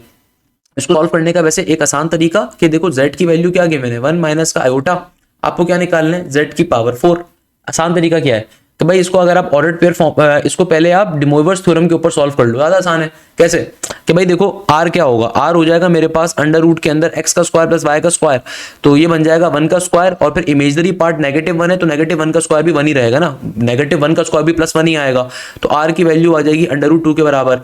फिर थीटा निकालोगे, tangent inverse y divided by x, तो नेगेटिव का 1 डिवाइडेड बाय 1। तो अब देखो भाई इसको फर्दर कैसे सॉल्व करेंगे, फर्दर सॉल्व करना इसको बहुत आसान है, क्योंकि थीटा की वैल्यू क्या बन गई, थीटा की वैल्यू आ गई मेरे पास टेंजेंट इनवर्स नेगेटिव का 1। तो टेंजेंट इनवर्स नेगेटिव 1 का मतलब क्या है कि भाई टेंजेंट इनवर्स की प्रॉपर्टी होती है नेगेटिव साइन पहले आ जाएगा, और टेंजेंट इनवर्स 1 क्या हो जाएगा 45 डिग्री के बराबर, तो ये बन गया मेरे पास नेगेटिव का 45, और 45 डिग्री का मतलब होता है π/4 का होना। तो आपको थीटा भी मिल गया, r भी मिल गया। अब इसको De Moivre's थ्योरम यहाँ पे अप्लाई कर दो। De Moivre's थ्योरम क्या होता है, z is equal to r CIS theta, तो चूंकि आपको z की पावर 4 गिवन है तो यहाँ पे पावर में आ जाएगा 4। अब De Moivre's थ्योरम कहता है कि भाई r के ऊपर भी पावर जाएगी, तो r किसके बराबर था, r था अंडर रूट 2 के बराबर, उसकी पावर में भी 4 आ जाएगा, और यहाँ पे हो जाएगा सिंपल कॉस का कॉस, और थीटा मेरे पास आया नेगेटिव का π/4, सही है। फिर प्लस का आयोटा साइन का साइन, और यहाँ पे भी थीटा क्या आ गया मेरे पास नेगेटिव का π/4, और होल पावर में क्या है 4 का 4, तो रूट 2 की पावर 4 क्या हो जाएगा, एक स्क्वायर से रूट कट जाएगा, और 2 का स्क्वायर क्या हो जाएगा सिंपल 4 के बराबर। और यहाँ पे क्या हो जाएगा, देखो मैथ्स का बेसिक कॉन्सेप्ट है कि आपका जो De Moivre's थ्योरम क्या कहता है कि आपकी पावर जो आ रही होती है वो एंगल का मल्टीपल बनती है, तो आपकी पावर के अंदर जो भी नंबर आ रहा होता है ना वो एंगल से क्या बन जाता है मल्टीपल, यानी कि एंगल से आगे मल्टीप्लाई होता है, तो 4 से 4 कट जाएगा, तो ये आपके पास अल्टीमेटली आ जाएगा कॉस नेगेटिव पाई, और यहाँ पे आ जाएगा आयोटा साइन नेगेटिव पाई, सही है ना भैया। अब इसको फर्दर जब सॉल्व करेंगे तो क्या बन जाएगा, कॉस नेगेटिव पाई, कॉस 0 डिग्री बराबर होता है 1 के, तो कॉस 0 डिग्री क्या होता है, देखो हमें बात मालूम है कि भाई ये होता है 0 डिग्री, यहाँ पे होता है 180 डिग्री, इसको हम पाई कहते हैं। तो भाई कॉस जो होता है ना, कॉस 0 बराबर होता है +1 के, कॉस 180 बराबर होता है -1 के, सही है। जबकि साइन 0 डिग्री बराबर होता है 0 के, साइन 180 भी बराबर होता है 0 के, तो खत्म हो गया। अब चूंकि मुझे पता है कि भाई कॉस में नेगेटिव का पाई आ रहा है, तो कॉस की प्रॉपर्टी होती है नेगेटिव साइन खा जाता है, सिंपल कॉस पाई हो रहा है, तो कॉस पाई क्या होता है, कॉस पाई होगा नेगेटिव के 1 के बराबर, तो मेरा आंसर आएगा -4 के बराबर। तो यानी कि मेरा आंसर होगा -4, सिर्फ रियल पार्ट आ रहा है, तो ऑर्डर्ड पेयर फॉर्म में लिखा जाएगा -4,0 के बराबर। देखो ये छोटी छोटी ट्रिक्स होते हैं जो हमने आपको सिखाई भी होती है, it's a very simple thing. Next question में एग्जामिनर कह रहा है equation of a circle having a centre at 2,3। यार अब ये बच्चों वाला क्वेश्चन है, ये हमने इस तरह का क्वेश्चन वैसे कल की क्लास में भी करा था। भाई इक्वेशन ऑफ अ सर्कल निकालनी है, अगर सेंटर क्या है 2,3 के ऊपर, हमें पता है इक्वेशन ऑफ अ सर्कल का फॉर्मूला होता है x - a का whole square plus y - b का whole square equal to r square. तो उसको अप्लाई कर दो आप यहाँ पे, तो क्या बन जाएगा, ये हो जाएगा x - a यानी कि x - 2 का होल स्क्वायर प्लस y - 3 का whole square equal to r square. अब सही है ना भाई, इसको सिंपलीफाई अब आप कर लोगे तो आपको सिंपल तरीके से आपको यहाँ पे r की वैसे वो नहीं गिवन, तो r स्क्वायर की जगह पे r का r आ जाएगा। अच्छा, एक eccentricity of the rectangular hyperbola. भाई साहबजादा फरहान तो खुश हो रहे होंगे अभी पेपर के अंदर, ये क्वेश्चन कितनी दफा बताया भाई आपको कि देखो आपके पास पैराबोला की एसेंट्रिसिटी होती है 1, सर्कल की होती है 0, आपके पास इलिप्स की एसेंट्रिसिटी होती है 0 से बड़ी मगर 1 से छोटी, हाइपरबोला की एसेंट्रिसिटी होती है 1 से बड़ी, जबकि रेक्टेंगुलर हाइपरबोला एक ऐसा हाइपरबोला जिसकी एसेंट्रिसिटी फिक्स होती है √2 के ऊपर। क्वेश्चन हमारा क्या हो गया, सॉल्व हो गया। नेक्स्ट क्वेश्चन हमारे पास रिपीट हो रहा है, देखो बहुत सारे बच्चों के क्वेश्चन रिपीट हो रहे होते हैं। How many ways can 3 men and 2 women can be chosen from 5 men and 3 women, तो रिपीट हो रहा है। नेक्स्ट क्वेश्चन में बच्चा बता रहा है सर मैक्सिमम और मिनिमम वैल्यूज के 3 क्वेश्चंस पूछे हुए थे, sum of the first n even numbers के रिगार्डिंग क्वेश्चन था। भाई ये चीज मैंने बहुत दफा बताई है, आपके पास कभी भी अगर सिंपल नेचुरल नंबर्स की सीरीज आ जाए तो उसको कैलकुलेट करने का फॉर्मूला होता है n into n+1 divided by 2। अगर आपके पास square sum of the square of the natural number की सीरीज आ जाए उसको कैलकुलेट करने का फॉर्मूला होता है n into n+1 into 2n+1 और नीचे डिवीजन में आ जाता है 6। जबकि अगर आपके पास sum of the cube of natural number की सीरीज का फॉर्मूला आपसे पूछा जाए तो बराबर होता है n into n+1 divided by 2 का होल स्क्वायर। जबकि हमारे पास सिंपल इवन नंबर की सीरीज का फॉर्मूला होता है n into n+1, और जबकि हमारे पास दुनिया के अंदर अल्लाह भला करे ऑड नंबर की जो सीरीज होती है उसका फॉर्मूला सिंपल n² होता है, सो ऑन। तो भाई ये आपको बेसिक एमसीक्यूज हैं, ये एमसीक्यूज अगर आपके पास आ रहे हैं तो आपने करना क्या है, पेपर को पहले साइड पे करना है, डांस करना है, ये शुक्र अदा करना है, यानी कि आसान भाषा में भाई, तो यानी कि खुशी का इजहार। तो बताने का मकसद ये कि भाई ये बेसिक एमसीक्यूज हैं। अब देखो नेक्स्ट क्वेश्चन में एग्जामिनर कह रहा था पैरामेट्रिक इक्वेशन के 2 सवाल थे, तो आपको सर्कल की, पैराबोला की, हाइपरबोला की, इलिप्स की पैरामेट्रिक इक्वेशंस याद होनी चाहिए। ये क्वेश्चन मैंने आप लोगों को मैराथन में भी बताया था कि मेरे प्यारे बच्चों 2 क्वेश्चंस लाजमी तौर पे कवर करके जाइएगा। एक टेंजेंट लाइन की कंडीशंस कि सर्कल की टेंजेंट लाइन की कंडीशन क्या होती है, इक्वेशन क्या होती है, पैराबोला की क्या होती है, हाइपरबोला की क्या होती है, इलिप्स की क्या होती है। सिमिलरली पैरामेट्रिक इक्वेशन सर्कल की क्या होती है, इलिप्स की क्या होती है, हाइपरबोला की क्या होती है। ये बेसिक स्ट्रक्चर है, मैं बहुत दफा टेबल बना के मैंने आप लोगों को समझाया था, मैराथन में भी मैंने कवर करवाया हुआ होगा चाहे ना, तो उसको लाजमी तौर पर कवर करें, वो बहुत इंपॉर्टेंट है यार कि भाई सर्कल की क्या है, basic x is equal to r cos theta, y is equal to r sine theta, या आपके पास इलिप्स के केस में x is equal to a cos theta, y is equal to b sine theta के ऊपर आ जाएगी, सही है। और फिर आपके पास हाइपरबोला और इलिप्स के ऊपर फिर आपके पास हाइपरबोला की आ रही होगी टेंजेंट और सेक वाली। तो बताने का मकसद ये कि भाई बेसिक एमसीक्यूज है कि पैरामेट्रिक इक्वेशन और कंडीशन टेंजेंसी, कंडीशन टेंजेंसी भी मोस्ट इंपॉर्टेंट है। C square is equal to r square जो आपका 1 + m² का फॉर्मूला होता है सर्कल के लिए। फिर पैराबोला के लिए सिंपल होता है c is equal to a divide by m वाला। फिर इलिप्स के अंदर आपके पास आ जाएगा कि भाई दोनों का सिमिलर होता है ना, c square is equal to a square. फिर आगे आपके पास प्लस के अंदर होता है वो दूसरा वाला, और हाइपरबोला में माइनस के अंदर आ रहा होता है। नेक्स्ट क्वेश्चन में एग्जामिनर कहता है फिजिक्स के अंदर कि भाई सिंपल हार्मोनिक मोशन के रिगार्डिंग सर क्वेश्चन आया हुआ था। सिंपल हार्मोनिक मोशन से क्वेश्चन थे, कैपेसिटर के रिगार्डिंग क्वेश्चन था, ट्रांजिस्टर का क्वेश्चन था, इसके अलावा करंट के रिगार्डिंग क्वेश्चन था, ग्रेविटेशन के रिगार्डिंग क्वेश्चन था, सैटेलाइट्स के रिगार्डिंग क्वेश्चन था, concave mirror speed of light के ऊपर क्वेश्चन था, ऑप्टिकल फाइबर के ऊपर क्वेश्चन था, इनके न्यूमेरिक। अच्छा, इन चैप्टर से बच्चा बता रहा है कि sir simple harmonic motion, capacitor और ट्रांजिस्टर से थ्योरी के क्वेश्चंस आए थे, जबकि न्यूमेरिकल जो बच्चे के पेपर में आए थे वो करंट से भी था, ग्रेविटेशन से भी था, सैटेलाइट्स के ऊपर भी था, कॉनकेव मिरर के ऊपर था, स्पीड ऑफ लाइट के ऊपर, optical fibre, work energy, torque, power current and charges के ऊपर था। केमिस्ट्री में बताया हुआ कि सर केमिस्ट्री कॉन्सेप्शन लाया था, बहुत हाइब्रिडाइजेशन एडिशन के रिगार्डिंग क्वेश्चन थे। इसके अलावा हमारे पास मोलैरिटी के रिगार्डिंग क्वेश्चन था, न्यूक्लियोफाइल्स के रिगार्डिंग क्वेश्चन था, इलेक्ट्रोफाइल का क्वेश्चन था, कैटलिस्ट वगैरह के रिगार्डिंग क्वेश्चन थे।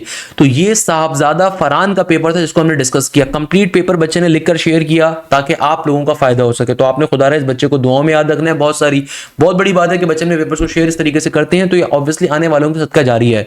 तो आपके लिए बहुत सारी दुआएं मेरा बेटा। अच्छा बेटा, अब देखो हमारे पास जो नेक्स्ट पेपर आ रहा है ये हमारे एक और शागिर्द ने शेयर किया हुआ है, तो आइए जरा इस पेपर को भी हम देख लेते हैं। भाई ये पेपर हमारे पास क्या आ रहा है, पहले नंबर के ऊपर एग्जामिनर ने कोई पैराबोला दिया हुआ था, y square is equal to 12x का पैराबोला माइट बी पॉसिबल, ये कोई लेटेस्ट सेक्टर वाली चीज आ रही है। अच्छा यूईटी का देखो नस में डिफरेंस क्या होता है, यूईटी के पास लिमिटेड क्वेश्चंस हैं। अल्हम्दुलिल्लाह आपको ऐसी तैयारी हम कवर करवा रहे होते हैं कि सारे क्वेश्चंस मैं ऑलरेडी आपसे शेयर कर देता हूं। नस जबकि क्वेश्चंस को मजीद ऐड से ऐड कर रहा होता है। अब देखो ये जो y square is equal to 12x वाले ऊपर भी सॉल्व करवाया था, एक और बच्चे के पेपर में भी आया हुआ है। फिर एक सर्कल की इक्वेशन के रिगार्डिंग क्वेश्चन पूछा हुआ था हमारे पास, है ना भाई। तो सर्कल की इक्वेशन के रिगार्डिंग क्वेश्चन आ रहा है। फिर एक और क्वेश्चन आ रहा है, an astronaut is freely following from the space, there is no gravity acting on him, why is he moving freely. सही है ना भैया। तो आपके पास इसके रिगार्डिंग कोई क्वेश्चन हमारे पास अंडर आ रहा था। इसके अलावा एक और क्वेश्चन आ रहा था, what will be the work done if the acceleration is constant and the mass of the body is doubled. इसके अलावा एक और क्वेश्चन आ रहा था, लीस्ट बॉइलिंग पॉइंट, हमारे पास उसके रिगार्डिंग क्वेश्चन था। सही है ना भाई। तो ये हमारे पास और इसके regarding least boiling point of H2O2 या HC, इसके ऊपर भी क्वेश्चन हमारे पास पेपर में आया हुआ था सिंपल तरीके से। तो लीस्ट बॉइलिंग पॉइंट किसका होता है, वैसे मेरा ख्याल है हीलियम का होता है, बट अगेन इसको चेक कर लीजिएगा, I am not sure. I can not be allrounder, तो खैर चेक कर लीजिएगा। अच्छा भाई नेक्स्ट क्वेश्चन अगेन हमारे पास जो आ रहा है, इसका पहला वाला क्वेश्चन रिपीटेड है, integration upper limit 1 lower limit 0 x square into ln x, हमने ऑलरेडी सॉल्व कर लिया। ये क्वेश्चन आ रहा है इंटीग्रेशन ऑफ साइन क्यूब का, ये इंटरेस्टिंग क्वेश्चन है, ये आ रहा है कोई मजे का क्वेश्चन, इसको जरा सॉल्व कर लेते हैं। साइन क्यूब एक्स का क्वेश्चन गिवन है, ओके। तो इंटीग्रेशन के अंदर देखो कभी भी अगर आपके पास साइन क्यूब का क्वेश्चन आ जाए, sine cube x into dx का, तो अगर कभी भी ऑड पावर आ जाए ना, तो फिर ऑड पावर को सॉल्व करने का तरीकेकार ये होता है कि आप इसको पहले इवन पावर में ब्रेक करो, फिर नॉर्मल पावर में ब्रेक करो, और इसको फिर आप सिंप्लीफाई फर्दर कैसे करवाओगे कि आप साइन स्क्वायर के ऊपर आप ट्रिगोनोमेट्रिक रिलेशन, इसका जो पाइथागोरस रिलेशन होता है वो अप्लाई करोगे, तो ये बन जाएगा मेरे पास सिंपल 1 माइनस का कॉस स्क्वायर एक्स, सही है भाई। और बाहर क्या मौजूद था, बाहर मौजूद था sine x into d x, बाहर वाला साइन एक्स अंदर वाली तमाम टर्म से जाके मल्टीप्लाई होगा, और फिर इंटीग्रेशन को भी एक साथ ही अप्लाई कर दो, तो ये बन जाएगा इंटीग्रेशन एक दफा अप्लाई हो जाएगी simple sine x into d x के ऊपर, फिर इंटीग्रेशन नेगेटिव का साइन, और इंटीग्रेशन एक दफा अप्लाई हो जाएगी simple cos square X into sine x into d x के ऊपर। ये क्या काम करा, ये देखो साइन स्क्वायर एक्स के ऊपर हमारे पास फॉर्मूला होता है ना, sine square theta plus cos square theta is equal to 1, तो साइन स्क्वायर थीटा किसके बराबर होगा, 1 माइनस कॉस स्क्वायर थीटा के, तो बाहर वाला साइन एक्स अंदर वाली दोनों टर्म से आके मल्टीप्लाई होगा, फिर इंटीग्रेशन भी दोनों पे अप्लाई हो जाएगी, तो साइन एक्स की इंटीग्रेशन होती है सिंपल नेगेटिव के कॉस एक्स के बराबर, that's a very normal thing. जबकि हमारे पास integration cos square sine x पे कैसे अप्लाई होगी, देखो मैथ्स का बेसिक कॉन्सेप्ट है कि भाई आपके पास इंटीग्रेशन का अगर पावर फॉर्मूला अप्लाई करना है तो बेस का बाहर डेरिवेटिव होना चाहिए, कॉस एक्स का डेरिवेटिव होता है नेगेटिव का साइन, जो कि अभी बाहर मौजूद नहीं है, तो हम लोग पहले माइनस माइनस लेकर आएंगे, तो हमने यहाँ पे भी एक माइनस लगाया और यहाँ पे भी एक माइनस लगाया, तो माइनस माइनस प्लस बन गया, तो बेस का बाहर जब डेरिवेटिव कंप्लीट हो गया, अब आप इंटीग्रेशन का पावर फॉर्मूला अप्लाई करोगे, तो ये आपसे क्या कहता है, पावर में एक इजाफा ऊपर और उसको फाइनली एक दफा नीचे भी लिखोगे। अब देखो लिमिट्स आपको गिवन थी क्या, 0 और पाई बाई 2 की लिमिट्स गिवन है, पाई बाई 2 की और 0 की, तो अप्लाई कर दो इसको। अपर लिमिट पहले डालूंगा भैया मैं, तो ये बन जाएगा नेगेटिव का कॉस एक दफा पाई बाई 2, फिर प्लस का साइन, फिर कॉस का कॉस, क्यूब का क्यूब, अगेन पाई बाई 2, नीचे 3 का 3, सही भाई। अपर लिमिट डाल दी, फिर माइनस का साइन, अब लोअर लिमिट भी डाल दो भैया, तो नेगेटिव का साइन, कॉस का कॉस, 0 का 0 अब की बारी में, फिर कॉस का कॉस, क्यूब का क्यूब, 0 का 0, नीचे 3 का 3 आ गया। कॉस पाई बाई 2 क्या होता है भाई, कॉस 90 बराबर होता है 0 के, कॉस 90 बराबर होता है 0 के, तो पूरा का पूरा खत्म हो गया।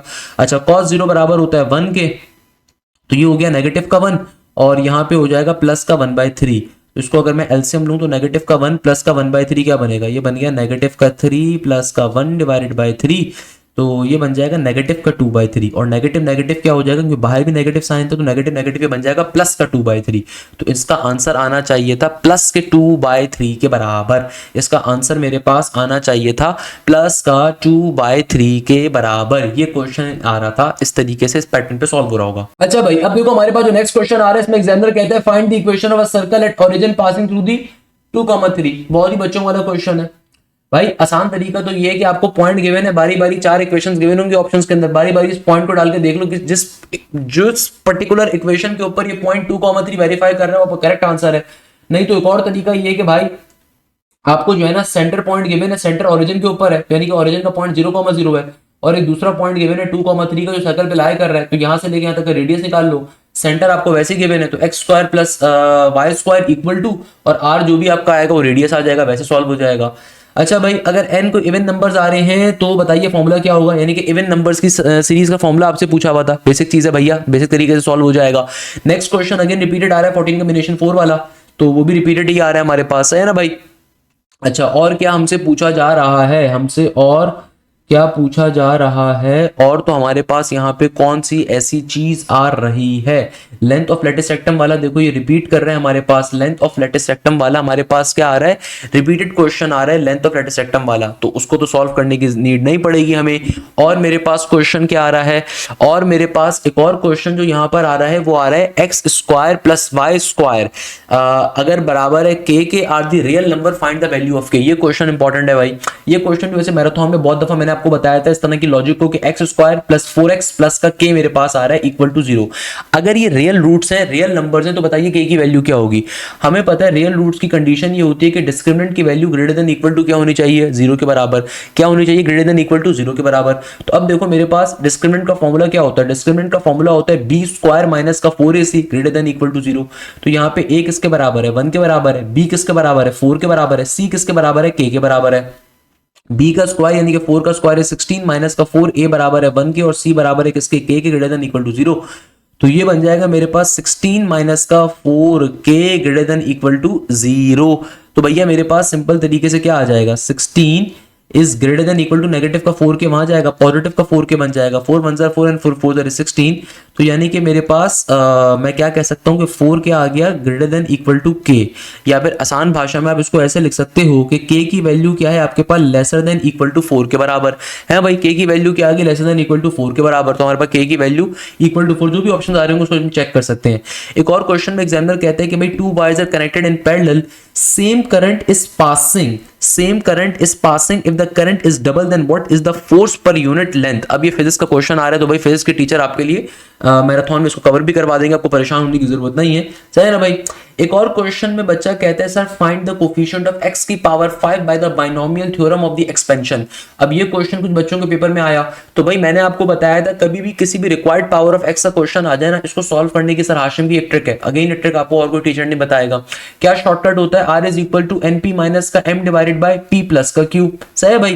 तो यहाँ पे देखो n किसके बराबर है, n बराबर है 9 के, p कहते हैं फर्स्ट टर्म में जो वेरिएबल आ रहा है उसकी पावर को, q कहते हैं सेकंड टर्म में जो वेरिएबल आ रहा है उसकी पावर को, m कहते हैं रिक्वायर्ड पावर ऑफ x जो आ रही है। तो r की वैल्यू क्या बन गई, n आ गया 9 के बराबर, p आ गया फर्स्ट टर्म में क्या वेरिएबल आ रहा है, फर्स्ट टर्म में तो फिर 0 का वेरिएबल आ रहा है, माइनस का m, m किसके बराबर है 5 के, और नीचे p प्लस का q, तो p 0 है और q क्या है, q कहते हैं सेकंड टर्म में जो वेरिएबल आ रहा है उसकी पावर 1 के।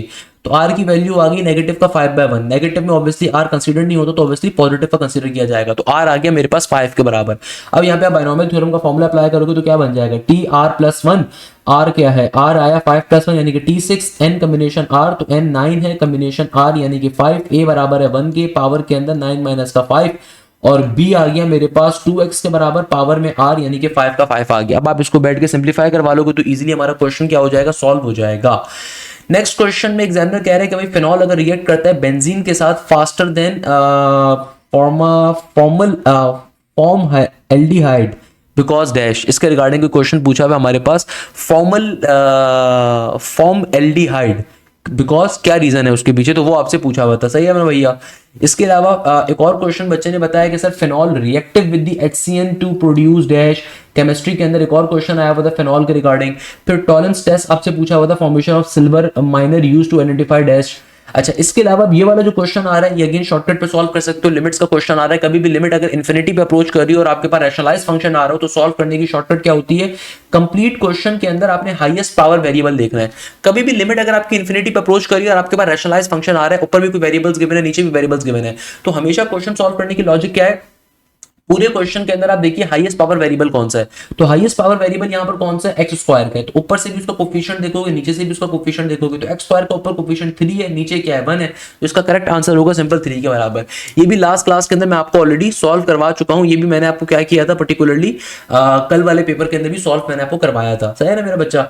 अब देखो एक और बच्चे ने अपना पेपर शेयर किया, इसमें बच्चा बता रहा है कि सर मैथमेटिक्स के अंदर डे नंबर 2 के अंदर मेरे पास क्वेश्चन आए थे इंटीग्रेशन, अगेन रिपीटेड क्वेश्चन है, minimum value of the function का क्वेश्चन आया हुआ था। अच्छा, बच्चे ने एक्सपेक्टेड वैल्यू दी हुई है, मिनिमम या मैक्सिमम का क्वेश्चन गिवन है, तो भाई बच्चे ने ओरिजिनल क्वेश्चन नहीं बताया हुआ, मगर देखो इसको सॉल्व कैसे करेंगे। सॉल्व करने की इसको लॉजिक ये होती है कि मेरा बच्चा आपके पास एक फंक्शन गिवन है, पहले इसका वन टाइम डेरिवेटिव लोगे, सही है ना, वन टाइम डेरिवेटिव लोगे, जो भी आंसर आएगा उसको यहाँ पे आप तहरीर कर दोगे, फिर आप एक्सट्रीम कंडीशन को अप्लाई करते हो, एफ प्राइम एक्स की वैल्यू 0 कंसीडर करोगे, तो यहाँ पे आपके पास यहाँ से एक्स की वैल्यू आ जाएगी, उस एक्स की वैल्यू के ऊपर फिर आप सिंप्लीफिकेशन करवाओगे तो एक्स की वैल्यू यहाँ पे ऐसे 1 आ जाएगी, माइनस का 2 वहां पे जाएगा, प्लस का 2 बनेगा, 2 से 2 कट जाएगा, एक्स की वैल्यू 1 आ जाएगी, फिर उसको आप इस्तेमाल करोगे, फिर मैक्सिमम मिनिमम वैल्यूज अपने कंसीडर कर रहे हो डबल डेरिवेटिव के ऊपर एंड सो ऑन।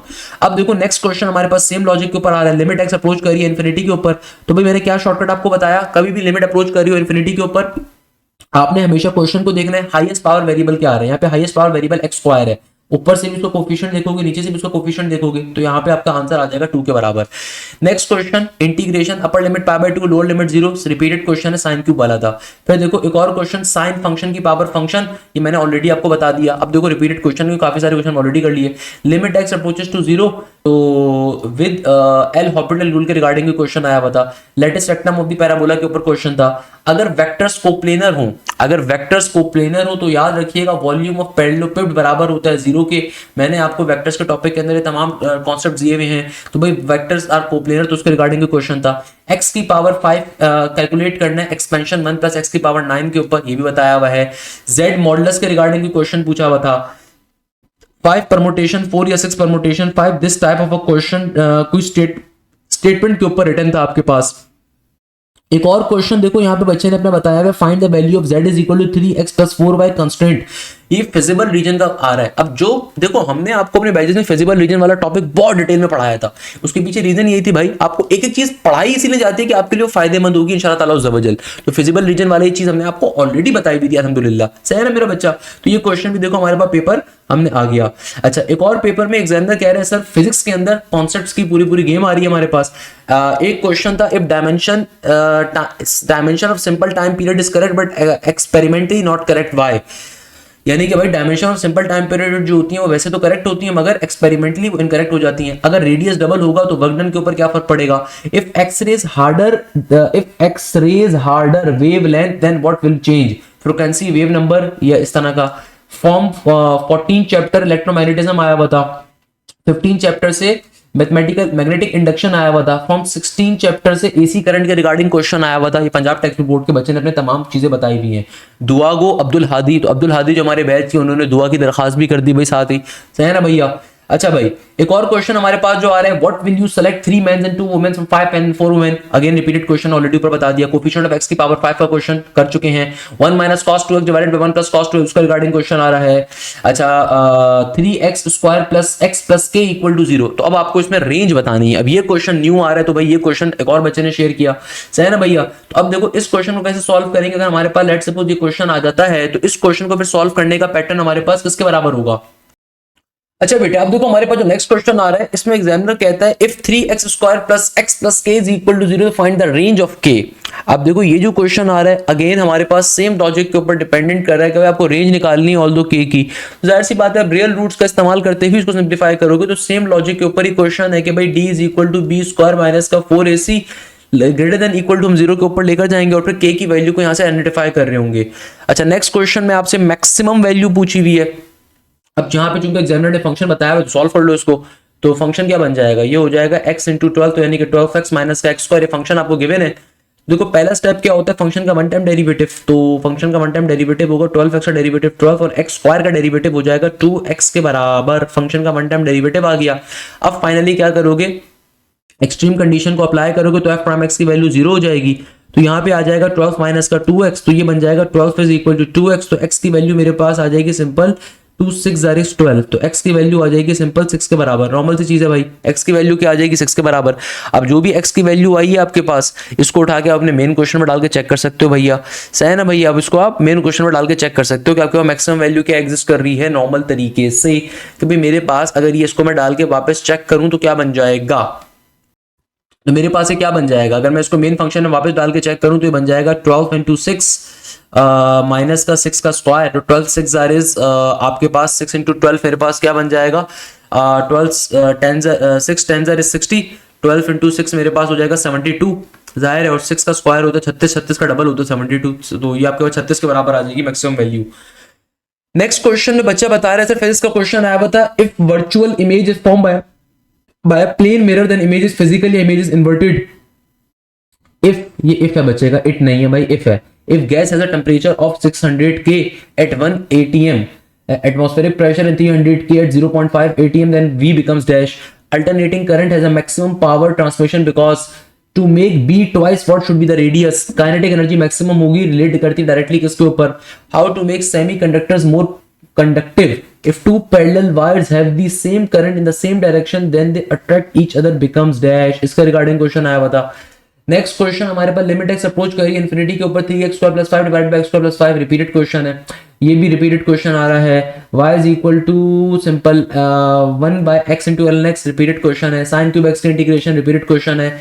अगर y बराबर है ln x के eight x is equal to e तो बताइए स्लोप क्या होगा? ये क्वेश्चन रिपीटेड नहीं है भाई। y बराबर है किसके? ln x के, और x आ रहा है किसके बराबर? e के बराबर। तो भाई इस क्वेश्चन को कैसे सॉल्व करोगे, तो आपको अगर इसको सिंप्लीफाई करना है तो डेरिवेटिव लोगे, स्लोप निकालना है डी बाई डी एक्स, और एल एन एक्स का डेरिवेटिव क्या होता है 1 बाई एक्स के बराबर। अब जहां जहां एक्स आ रहा है वहां पे एक्स की वैल्यू डाल दो, तो डी बाई डी एक्स की वैल्यू क्या आ जाएगी 1 बाई ई के बराबर, स्लोप आ गया आपका। नेक्स्ट अब देखो नेक्स्ट क्वेश्चन जो आ रहा है ये अगेन फिजिबल रीजन का कॉन्सेप्ट आ रहा है, ये बहुत दफा आप लोगों को बताया हुआ है। यहाँ पे एग्जामिनर ने क्वेश्चन क्या दिया हुआ है कि z की वैल्यू आ रही है 3x प्लस वाई के subject to x plus y अगर लेस देन इक्वल टू 4 है, x की value greater than equal to 0 है, y की value greater than equal to 0 आ रही है। तो भाई आपको फिजिबल रीजन का टॉपिक हमने बहुत डिटेल में पढ़ाया हुआ है। देखो आपको एक एक चीज हम लोगों ने बैचेस के अंदर मल्टीपल प्रोफेसर्स ने कवर करवाई हुई होती है। तो फायदा ये होता है भाई आपको यहाँ पे दो तरह के फिजिबल रीजन गिवन है। एक कहा जा रहा है कि भाई x प्लस वाई की वैल्यू आ रही है लेसर देन इक्वल टू 4 के, x प्लस वाई की वैल्यू क्या आ रही है लेसर देन इक्वल टू 4 के, यानी कि 4 या 4 से छोटा, और x की वैल्यू आ रही है 0 या 0 से बढ़ेगी, तो और y की वैल्यू भी 0 0 से बड़ी आ रही है। तो एक मेरे पास तो वर्टेक्स होगा फिर फिजिबल वर्टेक्स या फिजिबल रीजन का 0,0 का, क्योंकि एक मेरे पास देखो x is greater than equal to 0 आ रहा है और एक मेरे पास आ रहा है y is greater than equal to 0, तो यानी कि x 0 भी है y भी 0 आ रहा है, फिर एक 0 से बड़ा है और फिर एक y भी 0 से क्या आ रहा है बड़ा आ रहा है। तो अगर x plus y lesser than equal to 4 है, तो अगर मैं x की वैल्यू 0 डालूंगा तो y की वैल्यू 4 बनेगी या 4 से छोटा नंबर बनेगी। तो उस सूरत के अंदर मैं कह सकता हूँ x की वैल्यू भी सिमिलरली एक दफा 4 बनेगी और एक दफा 4 से छोटी बन रही होगी। तो फिर एक दफा ये होगा 4,0 का और एक दफा ये होगा 0,4 का। ये मेरे तीन रीजन हो जाएंगे। अब इनको बारी बारी उठा के अपने उसके ऊपर डालोगे तो चेक कर लो कि मैक्सिमम और मिनिमम कहाँ पे आ रहा है, मैक्सिमम या मिनिमम कहाँ पे आ रहा है। 4 3 12 प्लस का y 0 होगा तो z की वैल्यू एक दफा 12 होगी, एक दफा 0,0 करने के ऊपर आपके पास 0 होगी, तो मैक्सिमम वैल्यू पर 12 आनी चाहिए। अगेन चेक कर लीजिएगा, मैंने इसको रैंडमली जल्दी जल्दी सॉल्व किया है। खैर नेक्स्ट क्वेश्चन में एग्जामिनर कहता है अगर a और b आपके पास मैट्रिसेस आ रहे हैं ऑर्डर 3 मल्टीप्लाई बाय n यानी कि 3 इंटू n के। मेरे पास दो मैट्रिसेस हैं, पहला वाला जो मैट्रिक्स है उसका ऑर्डर गिवन है 3 इंटू एन का और दूसरा वाला जो मैट्रिक्स आ रहा है उसका ऑर्डर गिवन है 3 इंटू एम का। जबकि एग्जामिनर ने कहा कि n और m आपस में बराबर हैं, तो मैं इसको भी n ही लिख देता हूं भैया। तो एग्जामिनर कह रहा है कि भाई तुम्हारे पास पर्टिकुलरली 3a माइनस का 2b क्या होगा।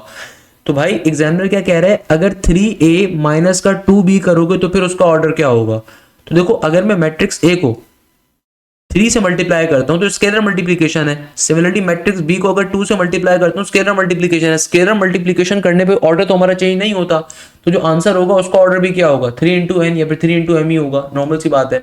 अगेन रिपीट कर रहा है भाई 14 कॉम्बिनेशन 4 वाला।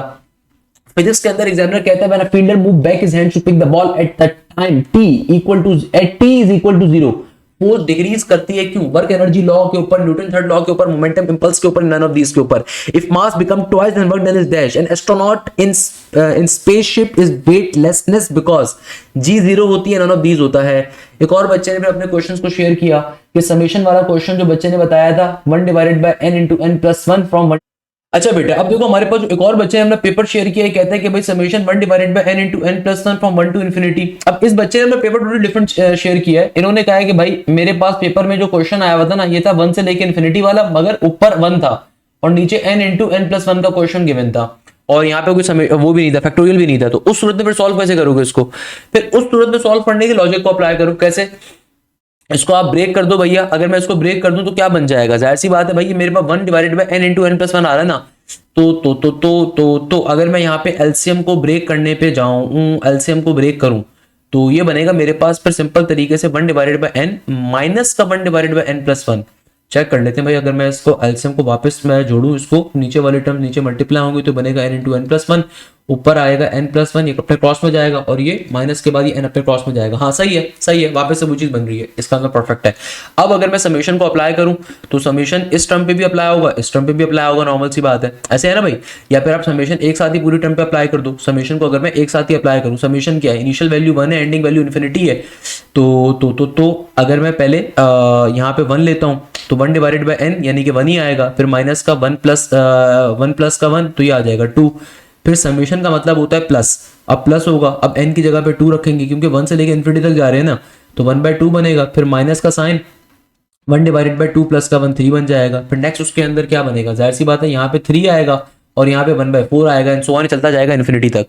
तो अब देखो अब क्या हो जाएगा, अब मुझे साफ तौर पे दिख रहा है ये सारी वैल्यूज कैंसिल आउट हो जाएंगी। माइनस का हाफ से प्लस का हाफ, माइनस का 1/3 से 1/3, फिर माइनस का 1/4 से प्लस का 1/4 चलता जाएगा। तो खाली आपके पास ओवरऑल 1 बचेगा, तो इसका करेक्ट आंसर होगा सिंपल 1 के बराबर। इसको मैं थोड़ा सा जो है ना जूम इन कर देता हूँ भाई, थोड़ा सा जूम इन, ताकि आपको दिखे बच्चे का पेपर, सही है ना भाई। अच्छा नेक्स्ट क्वेश्चन अगेन रिपीटेड आ रहे हैं, अब सारे क्वेश्चन मुझे दिख रहा है रिपीट आ रहे हैं, क्योंकि देखो भैया ये क्वेश्चन हमने ऑलरेडी सॉल्व कर लिया, लोकल मिनिमम वाला, y is equal to n x वाला, या फिर sin x की पावर x वाला, sum of n natural numbers का, sum of the n even numbers का, y is equal to 12x के ऊपर लेटेस्ट रेक्टम z की पावर 4, अगर z लाई कर रहा है इनसाइड और on the boundary and the radius of y centre is 3 and centre is 3, -4, then 5z plus 1 maximum। अब मुझे नहीं पता क्वेश्चन एग्जैक्टली बच्चे ने क्या लिखा है, if z is inside or on the boundary, किसकी बाउंड्री के ऊपर, and the radius of a circle is 3, अगर कोई पॉइंट लाई कर रहा है and centre is 3, -4, then find z plus 1। Next question आ रहा है ना, ये क्वेश्चन ऑल्दो क्लियर नहीं है मगर बड़ा इंटरेस्टिंग क्वेश्चन है कि z लाइज इनसाइड और ऑन द बाउंड्री, यानी कि z एक कॉम्प्लेक्स नंबर है, एक पॉइंट है जो कि लाई कर रहा है इनसाइड या फिर रेडियस के सर्कल के बाउंड्री के ऊपर लाई कर रहा है कहीं पे, या फिर अंदर लाई कर रहा है, और आपको सर्कल का रेडियस गिवन है 3 यूनिट्स के बराबर, सही है ना भाई, और सर्कल का सेंटर गिवन है 3, -4, मगर चूंकि ये आपके पास कॉम्प्लेक्स नंबर का क्वेश्चन आ रहा है तो मैं कह सकता हूं 3, -4 आउट है, यानी कि सर्कल का सेंटर क्या 3, -4 है। हमें फाइंड क्या करना है, z plus 1 मैक्सिमम के ऊपर। अब देखो z plus 1 मुझे क्या बता रहा है, z plus 1 मुझे बता रहा है कि अगर मैं इसको सॉल्व करने पे जाऊं तो यानी कि z की वैल्यू क्या होगी, -1 के बराबर। मॉडुलस को जब आप रिमूव करोगे तो इक्वल टू किस तरफ क्या है, 0 कंसीडर कर लेते हैं, तो z की वैल्यू -1 आ गई, तो मेरे पास यहाँ से और z की वैल्यू क्या आएगी, ये z का पॉइंट क्या आएगा, -1, 0 के बराबर आएगा, ऐसा ही है। तो यानी कि देखो आपको सर्कल के ऊपर कहीं पे पॉइंट z गिवन है, हमें नहीं पता अंदर है बाहर है कहां पर है। अब मुझे सर्कल का सेंटर पता है तो मैं क्या करूंगा, इस पॉइंट से लेके इस पॉइंट तक का डिस्टेंस निकाल लूंगा। तो भाई आपके पास ये पॉइंट भी गिवन है, ये पॉइंट भी गिवन है, तो आप इस पॉइंट से लेके इस पॉइंट तक का क्या निकाल लोगे, डिस्टेंस निकाल लोगे, जो भी डिस्टेंस आएगा मेरे पास -1, 0 से लेके 3, -4 तक, और फिर उस डिस्टेंस को अपने रेडियस के अंदर ऐड करवा दोगे, +3 करवा दोगे, तो आपका फाइनली आंसर आ जाएगा। बेसिक क्वेश्चन है भाई, अक्सर बच्चे परेशान हो जाएंगे इस क्वेश्चन को देख के। नेक्स्ट क्वेश्चन हमारे रिपीटेड आ रहे हैं, weightless is due to absence of what in space around the earth, what will be the weight of body if r is halved. Chemistry was mostly from the organic, cyanohydrin एक का एक सवाल था, monomer formed from the which monomer is formed from the polyester, what is effect on the work what is the effect on work if mass is increased to 2 meter, why nuclear fusion is not possible on earth। English के अंदर एक simple para था about urbanization का, 14 combination 4 ही आ गया भाई। Next question again repeating है, doping increase conductivity because a charge capacitor of volt is connected to identical capacitor then V across it will become dash. इसके रिगार्डिंग क्वेश्चन था। Colour of legends, again ये chemistry का question आ रहा है। Ortho para directing group के regarding question था। P1 is equal to 1 ATM। अच्छा ये आपके पास फिजिक्स का न्यूमेरिकल आ रहा है भाई। P1 is equal to 1 atmospheric pressure, then temperature 1300 K है, P2 0.5 ATM है, टेम्परेचर 2600 K है। V1 अगर V के बराबर है तो V2 किसके बराबर होगा? नंबर ऑफ सॉल्यूशंस कितने होंगे? Z square plus Z modulus के होल स्क्वायर के। मोस्ट इंपॉर्टेंट क्वेश्चन ऑलरेडी बता चुका हूं भाई। ये तमाम क्वेश्चंस याद रखिएगा, डिफिकल्टी लेवल इनका ज्यादा नहीं है। हमने आपको बहुत डिटेल लेवल के ऊपर एक एक चीज पढ़ाई हुई है। जो नॉर्मली दायरे फिजिबल रीजंस का कॉन्सेप्ट नहीं पढ़ा रहे थे वो सब भी हमने आपको पढ़ाया हुआ है। अब जितने भी पेपर्स देखो इसमें मेजॉरिटी क्वेश्चन हमने आपको कवर अप करवाए हुए, सारे के सारे एक एक पोर्शन आपको कवर अप करवाया हुआ है। तो भाई फायदा ही क्या होता है, लाइव क्लासेस के ऊपर आपका कोर्स हम मल्टीपल टाइम्स कवर अप कर रहे होते हैं। ना सिर्फ ये बल्कि क्लास के अंदर टीचर जो भी टॉपिक कवर करवाते हैं आपको उसकी practice sheet, practice material with video solution provide किया जाता है। आपके प्रॉपर्ली टॉपिक वाइज टेस्ट अलग कंडक्ट होते हैं, वीकली टेस्ट अलग कंडक्ट होते हैं, चैप्टर वाइज टेस्ट अलग कंडक्ट होते हैं। उसके बाद हर यूनिवर्सिटी के इंडिविजुअल आपके mock test, full length papers अलग कंडक्ट होते हैं विद वीडियो सॉल्यूशंस आपके पास। लाइव डाउट क्लासेस आपको अलग मिलती हैं, सब्जेक्ट वाइज डाउट पूछने का क्वेश्चन आपको अलग मिलते हैं। तो भाई ये तमाम फीचर्स आपको बैचेस में मिलते हैं। तो अगर आप अभी ई-कैट राउंड नंबर 2 की तैयारी कर रहे हो, नस्क नेट नंबर 4 की, 3 की, PUCIT के एग्जाम की, GIKI की, फास्ट की, एयर यूनिवर्सिटी की, IST की, IST तो ऑल्दो ई-कैट को एक्सेप्ट कर लेता है, तो उसके लिए फिर आपने क्या करना है, बैच का हिस्सा बनना है लाजमी तौर के ऊपर। तो न्यू बैच हमारा अभी इस वीक से स्टार्ट हो रहा है 1 अप्रैल से। नेक्स्ट क्वेश्चन में बच्चा कहता है कि सर इंग्लिश के अर्बनाइजेशन एंड सोशल डेवलपमेंट वाला पैराग्राफ आया था। इंग्लिश के अंदर अर्बनाइजेशन एंड सोशल डेवलपमेंट का पैराग्राफ आया था। फिजिक्स और केमिस्ट्री का सारा थ्योरेटिकल था, एक भी सवाल सॉल्व करने वाला न्यूमेरिकल नहीं आया था इस बच्चे के पेपर में। भाई हर बच्चे का पेपर डिफरेंट होता है। अगर मैथ्स की खास बात देखिए, भाई मैथ्स में मैंने आपको सारे क्वेश्चन निकाल के दे दिए, तो अब तो मैथ्स में तो टॉप करना ही करना है आपने। फिजिक्स और केमिस्ट्री के अंदर क्या है, भाई बहुत सारे क्वेश्चन हैं, तो अक्सर बच्चे मैथ्स के क्वेश्चन तो बता देते हैं, फिजिक्स और इंग्लिश केमिस्ट्री को याद नहीं रहते, मगर मेरी कोशिश है कि जितने फिजिक्स और केमिस्ट्री के क्वेश्चन है वो भी आपसे शेयर करूं। तो फिजिक्स और केमिस्ट्री का सारा थ्योरेटिकल था, एक भी सवाल सॉल्व करने वाला न्यूमेरिकल नहीं आया था। फिजिक्स में फॉर एग्जांपल एक स्टेटमेंट लिखी हुई थी, जैसे बॉल कैच करते हुए हैंड पे जो फोर्स लगती है ऊपर, जो एम्पायर वाली वो जो क्रिकेट वाली चीज थी, तो टाइम ऑफ कांटेक्ट इंक्रीज या डिक्रीज होगा तो फोर्स कम हो जाती है। Which one of the following phenomena best explain the statement, इस टाइप के थे। केमिस्ट्री के ऑर्गेनिक का एक भी नहीं था, इनऑर्गेनिक का ज्यादा। ऊपर वाले बच्चे ने कहा था ऑर्गेनिक ज्यादा है, इस बच्चे ने कहा इनऑर्गेनिक ज्यादा आ रहा है। इसके अलावा मैथ्स का ज्यादा कॉनिक से था, ट्रिगोनोमेट्री फंक्शंस को लिमिट के साथ इंटीग्रेशन में दिया हुआ था। कुछ लिमिट्स वाले थे, कॉम्बिनेशन में से 2 थे, बाइनोमियल में से 1 था, चैप्टर 7 वेक्टर्स में से 1 था, कुछ मिनिमम मैक्सिमम वाले थे, और determinant quadratic equation, sets, sequence series, इन सब में से एक भी क्वेश्चन नहीं आया था। जो कॉनिक में ज्यादा आया था वो eccentricity, parabola, equation of circle, latus rectum की लेंथ पूछने के लिए आया हुआ था। Sir today E CAT was different from yesterday, 4 to 5 question इस टाइप के आए हुए थे। The function is maximum at, the function is minimum at, already ऊपर बता दिए। लिमिट के क्वेश्चन बहुत थे, एक्स अप्रोचेस टू इंफिनिटी के क्वेश्चन थे, कॉम्बिनेशन परम्यूटेशन का एक था। फिजिक्स कॉन्सेप्चुअल थी। What is the maximum value, अरे भाई ये देखो ये क्वेश्चन मैंने आपको ऑलरेडी अभी बता दिया। देखो एक एक क्वेश्चन जो हम करते जा रहे हैं ना कोई बच्चा आके उसकी गवाही दे देता है कि सर ये क्वेश्चन करवाया था। अब देखो लिमिट साइन क्यूब एक्स वाला 0 से लेके π/2 वाला रिपीटेड क्वेश्चन है। If sum of the two numbers is 2 and the product is 182, find the numbers.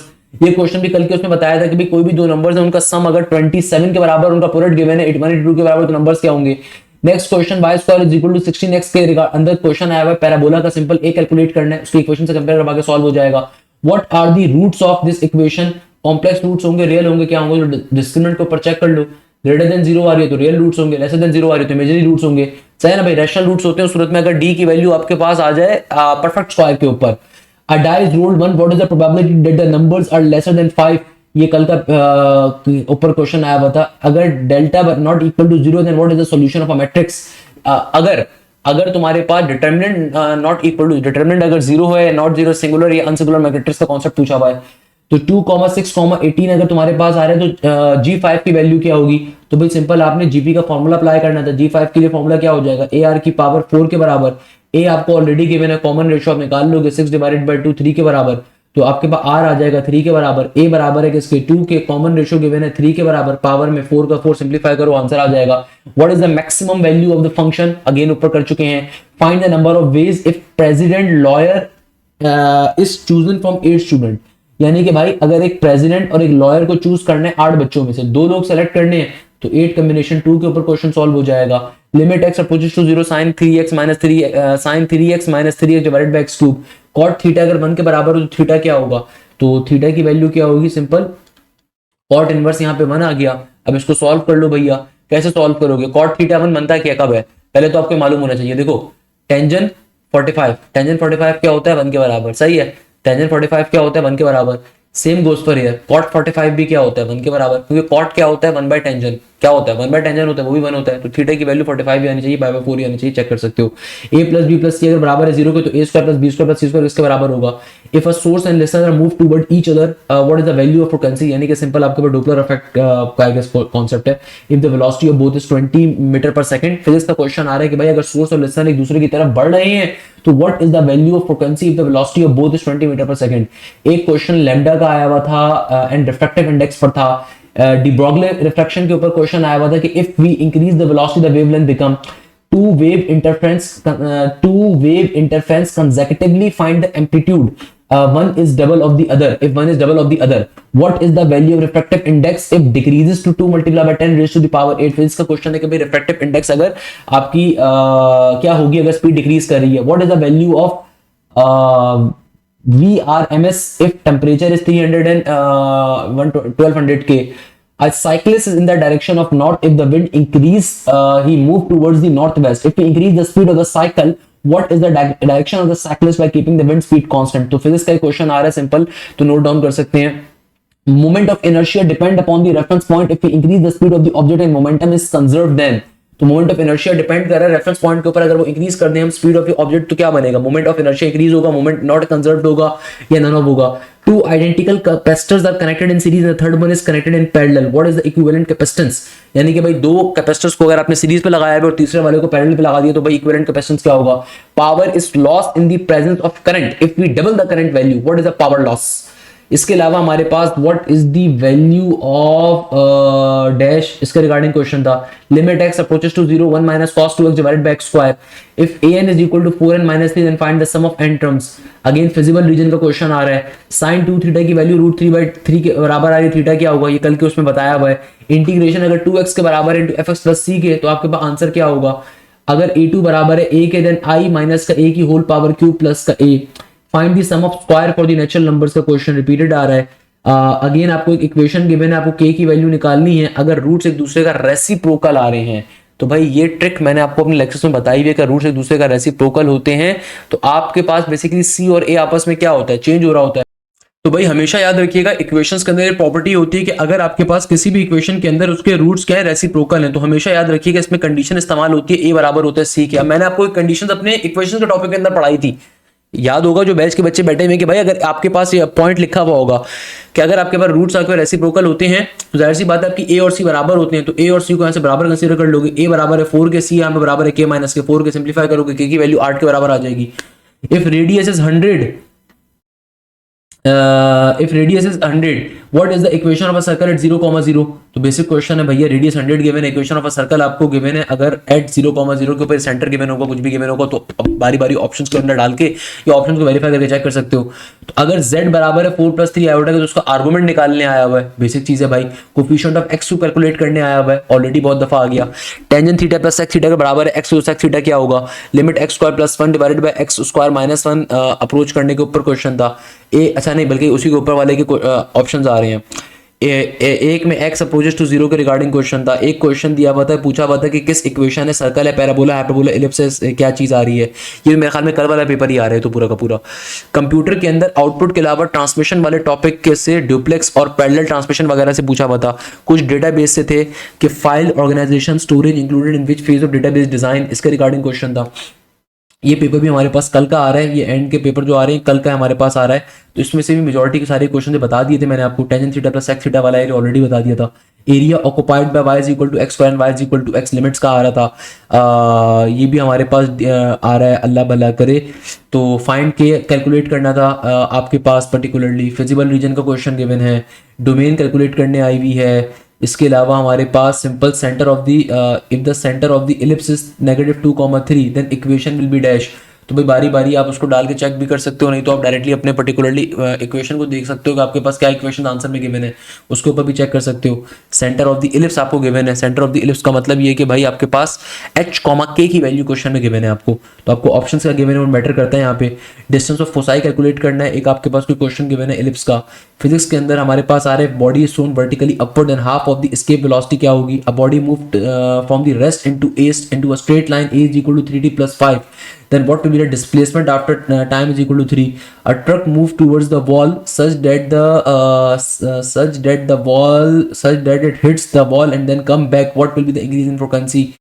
अच्छा बेटा, अब देखो हमारे पास ये जो आखिरी शिफ्ट के पेपर्स हैं ये भी आ गए हैं अभी तक के। कि today was my ECAT and the paper of mostly math, ज्यादा इंटीग्रेशन लिमिट से क्वेश्चन थे, सीक्वेंस सीरीज में से नहीं थे, परम्यूटेशन के, फिजिक्स के capacitor, work done, resistance, AC और डीसी के क्वेश्चन थे।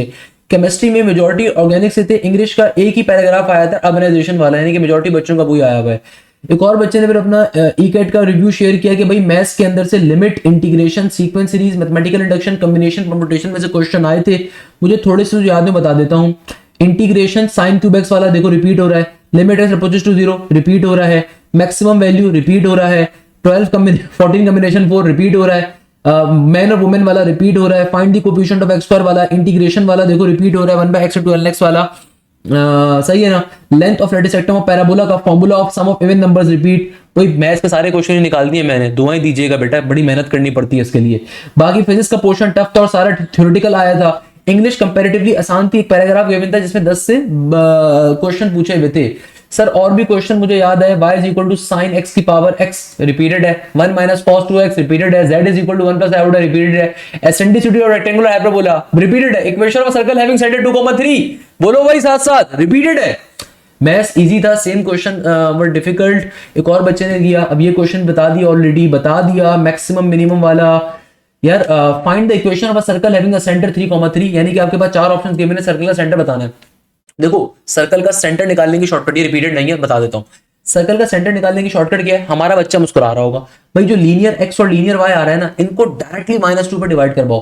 तो अगर मैं लीनियर एक्स को -2 पे डिवाइड करवाऊं तो -6/-2 प्लस का 3 बनेगा, -4/-2 पॉजिटिव का 2 बनेगा। तो ये आपकी पहली इक्वेशन ही सेंटर की होगी। ऑप्शन नंबर जो सेकंड क्वेश्चन आ रहा है, सेकंड जो ऑप्शन आ रहा है, इसके अंदर सेंटर क्या होगा? -3, -2 होगा, जबकि इसके अंदर तो ऑब्वियसली 13/-2 और प्लस का 7 होगा, सो ऑन। तो आपका पहला ऑप्शन खाली करेक्ट है। कभी भी सर्कल की इक्वेशन के बिना आपको सेंटर अगर बताने तो डायरेक्टली -2 के ऊपर लीनियर एक्स और लीनियर वाई को डिवाइड करवा दो, आंसर आ जाएगा। sin 50 माइनस का sin 70 प्लस का sin 10 डिग्री, अगर तो ये क्वेश्चन आ रहा है तो फिर इसको दो तरीकों पे सॉल्व कर सकते हो, डिपेंड करता है क्वेश्चन के ऑप्शन से गिवन है। एक तरीका तो ये होता है कि भाई साइन और कॉस एक दूसरे का अपोजिट एंगल्स होते हैं, यानी कि भाई साइन 10 का जो आंसर होगा वो कॉस 80 का आंसर होगा, जो साइन 20 का आंसर होगा वो कॉस 70 का आंसर होगा, जो साइन 30 का आंसर होगा वो कॉस 60 का आंसर होगा। तो डिपेंड करता है क्वेश्चन में क्या पूछा हुआ है। तो अगर तो ऑप्शन उस तरह के आ रहा है उस पर सॉल्व कर सकते हो। From a deck of cards a card is drawn, what is the probability card is red और अ किंग? तो रेड कार्ड आने की प्रोबेबिलिटी क्या होगी भाई? रेड कार्ड टोटल कितने होंगे? टोटल रेड कार्ड होते हैं 26 किसी भी डेक के अंदर, टोटल रेड कार्ड 26 होते हैं, दो ग्रुप्स होते हैं क्योंकि आपके पास 26/52 बन गया। फिर आपके पास किंग आने की प्रोबेबिलिटी क्या होगी? टोटल नंबर ऑफ किंग कितने होते हैं किसी भी डेक में? 4 होते हैं, 4/52 बन गया। चूंकि आपने के पास यहाँ पे क्या आ रहा है, कॉमन केस भी एग्जिस्ट कर रहा है, ये एडिशन लॉ ऑफ प्रोबेबिलिटी का कॉन्सेप्ट आ रहा है भाई, और का लफ्ज आ गया तो एडिशन लॉ ऑफ प्रोबेबिलिटी आ गया। तो आपने पहले रेड कार्ड के आने की प्रोबेबिलिटी निकाल ली, फिर आपने किंग आने की प्रोबेबिलिटी निकाल ली। अब इसमें से माइनस करवाओगे कॉमन पार्ट को। कॉमन पार्ट क्या है? देखो रेड कार्ड्स के अंदर 2 रेड के किंग भी मौजूद हैं, सिमिलरली टोटल किंग्स के अंदर रेड वाले किंग भी मौजूद हैं। तो 2/52 को माइनस करवा दोगे, सिंप्लीफाई करोगे, आंसर आ जाएगा 26 प्लस का 2, ये बन जाएगा 28/52 के बराबर। सिंप्लीफाई करने पे आंसर आ जाएगा। टेंजेंट 1/4 और साइन 1/2, यार ये टेंजेंट इनवर्स था, ये कल की उसमें पूछा जा चुका है। तो ये टेंजेंट इनवर्स 1/4 मेरे ख्याल में क्वेश्चन था, if I am not wrong. Question complete यहाँ पे नहीं लिखा हुआ क्योंकि टेंजेंट के अंदर हमेशा एंगल होगा, 30 degree, 90 degree, 40 degree. 1/4 is not an angle, तो टेंजेंट इनवर्स के ऊपर क्वेश्चन था ये। इफ वेक्टर्स आर कोप्लेनर तो आंसर क्या होगा भाई? हमेशा याद रखिएगा आपके पास। अच्छा बेटा अब देखो नेक्स्ट क्वेश्चन जो आ रहा है ना, ये आ रहा है अगर वेक्टर्स कोप्लेनर है तो यानी कि कोप्लेनर वेक्टर्स में वॉल्यूम ऑफ पैरेललोग्राम नहीं पूछा हुआ था, बच्चे ने क्वेश्चन डिफाइन कर दिया, हमें एक और क्वेश्चन पता चल गया कि भाई अगर वेक्टर्स कोप्लेनर है तो आपसे रिलेशन पूछा हुआ था।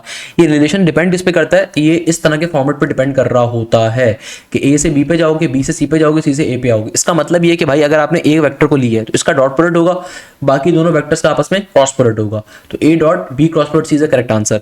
या फिर इसके अंदर एक और स्टेटमेंट होगी, अगर बी करेक्ट मैंने लिया हुआ है तो बी का डॉट प्रोडक्ट होगा। फिर मैं क्या कर रहा हूं? फिर मैं सी से ए पे जा रहा हूं, जाहिर सी बात है ना। फिर ऑब्वियसली मैं क्या कर रहा हूं? सी से ए का क्रॉस प्रोडक्ट ले रहा हूं। अगर मैं सी को यहां पे लेता हूं तो सी का डॉट प्रोडक्ट है, और फिर मैं ए क्रॉस प्रोडक्ट बी यहां पे ले रहा हूं, सही है ना भाई। नेक्स्ट क्वेश्चन एग्जामिनर कहते हैं कि अगर y² = 4x है तो इक्वेशन नॉर्मल क्या होगी? ये हमने ऑलरेडी ऊपर कर लिया था सॉल्व, सही है ना भाई।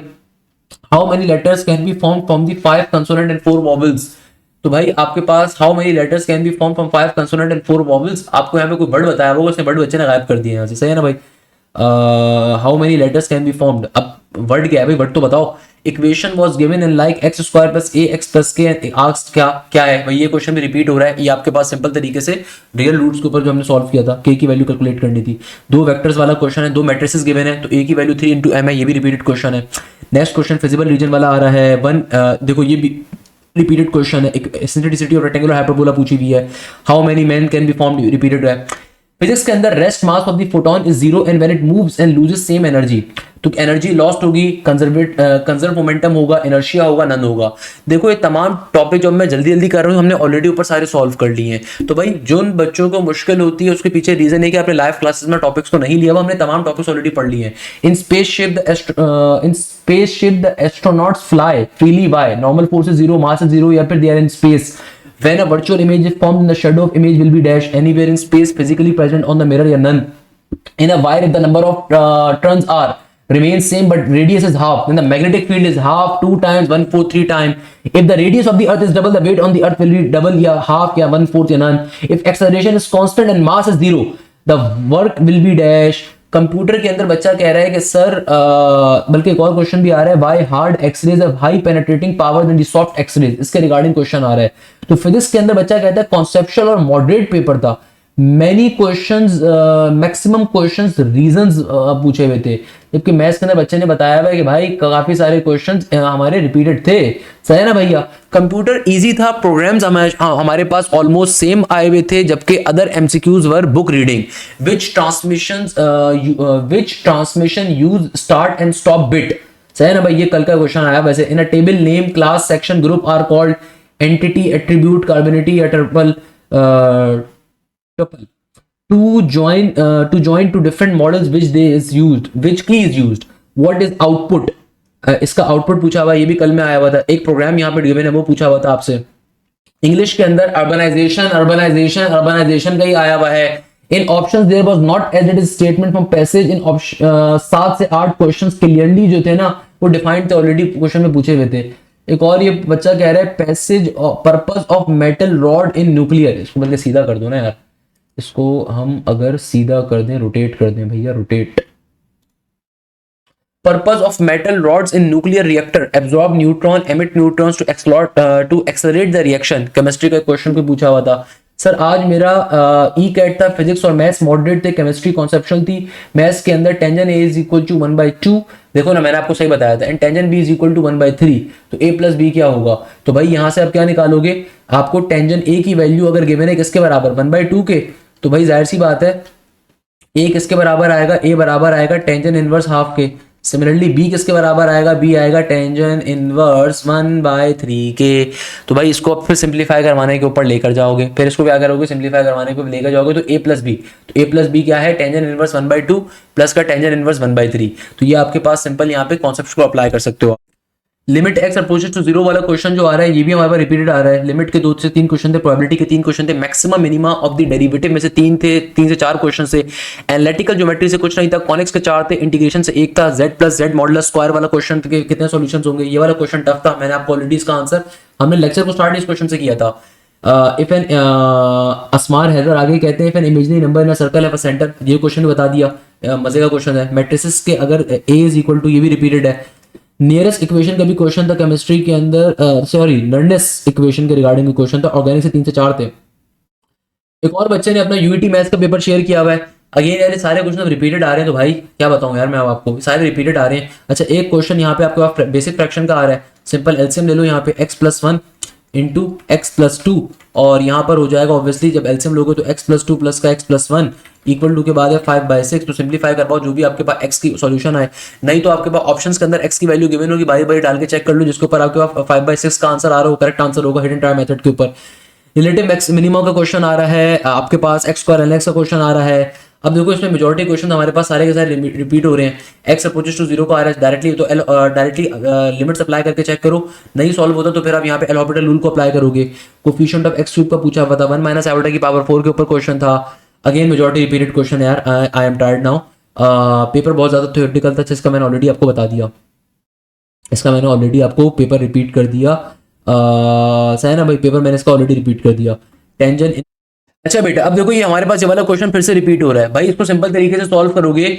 मैं दोबारा बता देता हूँ अगर किसी बच्चे को मेरी बात समझ में नहीं आई कि टेंजन इनवर्स a बराबर है किसके, 1/2 के, तो भाई टेंजन इनवर्स a बराबर है किसके, 1/2 के। या फिर क्वेश्चन, अबे सॉरी, क्वेश्चन बेसिकली ये था कि टेंजन a बराबर है किसके, 1/2 के, ये क्वेश्चन गिवन है।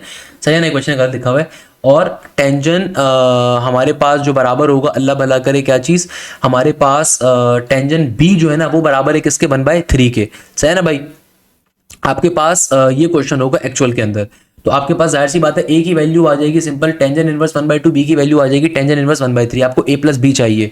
तो भाई हमें ये बात मालूम है कि हमारे पास फॉर्मूला क्या होता है, टेंजन इनवर्स x प्लस का टेंजन इनवर्स y, ये बराबर होता है किसके, टेंजन इनवर्स के। और आगे मेरे पास क्या आ जाएगा, सिंपल ऊपर आ जाएगा x प्लस का y और नीचे आ जाता है 1 माइनस का xy। इस पे सिंप्लीफाई करोगे, सॉल्व करोगे, आपके पास पर्टिकुलरली आंसर इसका बन रहा होगा टेंजन इनवर्स 1 के बराबर। टेंजन इनवर्स 1 होता है 45 डिग्री यानी कि π/4 के बराबर। तो ये पर्टिकुलरली क्वेश्चन यहाँ पे गिवन था। अच्छा नेक्स्ट क्वेश्चन में एग्जामिनर आपसे कह रहा है कि भाई तुम्हारे पास अगर एक particular eccentricity of hyperbola greater than 1 है और ये एंगल बनाती है 45 डिग्री का विद दी ट्रांसफर एक्सिस के साथ, तो what is the value of P. तो अगर रेक्टेंगुलर हाइपरबोला फॉर्म हो रहा है तो उसका √2 के बराबर एसेंट्रिसिटी होगी। A circle with the centre 2,3 तो उसकी इक्वेशन क्या होगी। तो भाई आपको 4 इक्वेशन अगर सर्कल की गिवन है तो सेंटर चेक कर लो कि भाई ये किसके ऊपर 2,3 का फॉर्म हो रहा है, सेंटर निकालने की ट्रिक बता चुका हूँ, रिपीटेड क्वेश्चन है। बाकी क्वेश्चन भी सारे रिपीटेड आ रहे हैं। एक और बच्चों ने अपना क्वेश्चन शेयर किया हुआ है, अगेन ये कल वाले पेपर के क्वेश्चन मेरे ख्याल में आ रहे हैं सारे। Tan A is equal to 2, तो साइन ए कैलकुलेट करना है भाई। टेंजन ए किसके बराबर होता है, साइन डिवाइडेड बाय कॉस के, तो वहां से आप पर्टिकुलरली सॉल्व कर सकते हो इसको, या फिर आप डायरेक्टली इसको इस तरीके से भी निकाल सकते हो कि टेंजन इनवर्स दूसरी तरफ चला जाएगा तो ए की वैल्यू आ जाएगी टेंजन इनवर्स 2 के बराबर, उसको उठा के यहाँ पे डाल दो, साइन के ऊपर वैल्यू आपकी फॉर्म हो जाएगी। देन हमारे पास बच्चा कह रहा है टेस्ट इसका बहुत डिफिकल्ट आया था, 1 MB प्लस 256 KB किसके बराबर होता है। I prepare for the ECAT exam today, physics का पोर्शन बच्चे ने बताया है, if a ball is thrown horizontally with the same speed as the ball thrown downward, neglecting the air resistance the boat strike the ground at the same time because vertical speed is independent of horizontal speed. A capacitor is charged with a potential difference V and then connected to an uncharged capacitor. The potential difference of each capacitor will become dash. There was a question that asked why does the process of fusion take place? Two capacitors are made of same parallel plate but on different spaces between them. One more shorter distance has more V. Why? For maths there were question like tangent A is equal to 1/3, यानी कि वही question repeated है यार. Sin 50, sin 10, sin 70. Equation of a center at a point given था. In how many ways 3 consonant and 2 vowels can be selected from the word triangle? देखो word triangle का given था. अब ये question देखो बच्चे ने ऊपर question incomplete लिखा हुआ था. अगर word triangle आ रहा है तो भाई कंसोनेंट किसे कहते हैं और वॉवल किसे कहते हैं, ये आपको क्लासेस में मैंने बताया था भाई। वॉवल्स कहा जाता है ए को, ई को, आई को, ओ को, ए ई आई ओ यू, ये वॉवल्स होते हैं। तो यहाँ पे वॉवल्स कौन से आ रहे हैं, ए आ रहा है, आई आ रहा है, ई आ रहा है, ये आपके वॉवल्स हैं। 3 आपके वॉवल्स आ रहे हैं, बाकी सारे कंसोनेंट्स आ रहे हैं। तो वॉवल्स कितने आ रहे हैं मेरे पास, वॉवल्स आ रहे हैं 3, कंसोनेंट्स कितने आ रहे हैं 1 2 3 4 5, 3 4 5 कंसोनेंट्स आ रहे हैं मेरे पास। तो आप चेक कर लो भैया, 3 कंसोनेंट्स और 2 वॉवल्स क्रिएट करने हैं, 3 कंसोनेंट, तो टोटल कंसोनेंट्स 5 हैं, तो 5 कॉम्बिनेशन 3 हो जाएगा, मल्टीप्लाइड वॉवल्स कितने 3 है, तो 3 कॉम्बिनेशन 2 हो जाएगा। सिंप्लीफाई करोगे आंसर आ जाएगा। अगेन यार ये वही आपके पास ऑर्डर वाली चीज आ रही है। प्रोबेबिलिटी का क्वेश्चन रिपीट हो रहा है। In for computer there were lot of question asking for the expected output all from the C language. Test was quite easy as compare to nest net, जाहिर सी बात है नस्ट का कारण बहुत इजी होगा भाई। Every single computer used I loop. There was only one single question of while loop. There was only one question of integration which was x into ln x वाला जो बताया दिया ऊपर। Trigonometry का क्वेश्चन आया हुआ था, क्वेश्चन फ्रॉम कॉनिक आया हुआ था। If the angle of the hyperbola with 45 degree both a and b are the equal, then what is the rectangular hyperbola, मैंने ऑलरेडी आपको बता दिया था ऊपर। If there are 5 couples in a party, randomly choose 5 people। देखो I am just tried because ये सारे question मैंने ऑलरेडी आपको सॉल्व करवा दिए। फिजिक्स के अंदर इस बच्चे के पास न्यूमेरिकल्स नहीं आए थे। Most of the question related to magnetism, most of them were 2 wires are parallel to each other having the current in the same direction, what will they do, इसके रिगार्डिंग क्वेश्चन था। अगेन फिर ये वाले सारे क्वेश्चन हमारे पास repeat के ऊपर आ रहे हैं। फिजिक्स के अंदर एक और बच्चे ने अपना पेपर अभी शेयर किया हुआ है, what is combined equivalent capacitance of 2 capacitors connected in series and 3 capacitors are connected in parallel. When a bus start the person moves backward due to dash।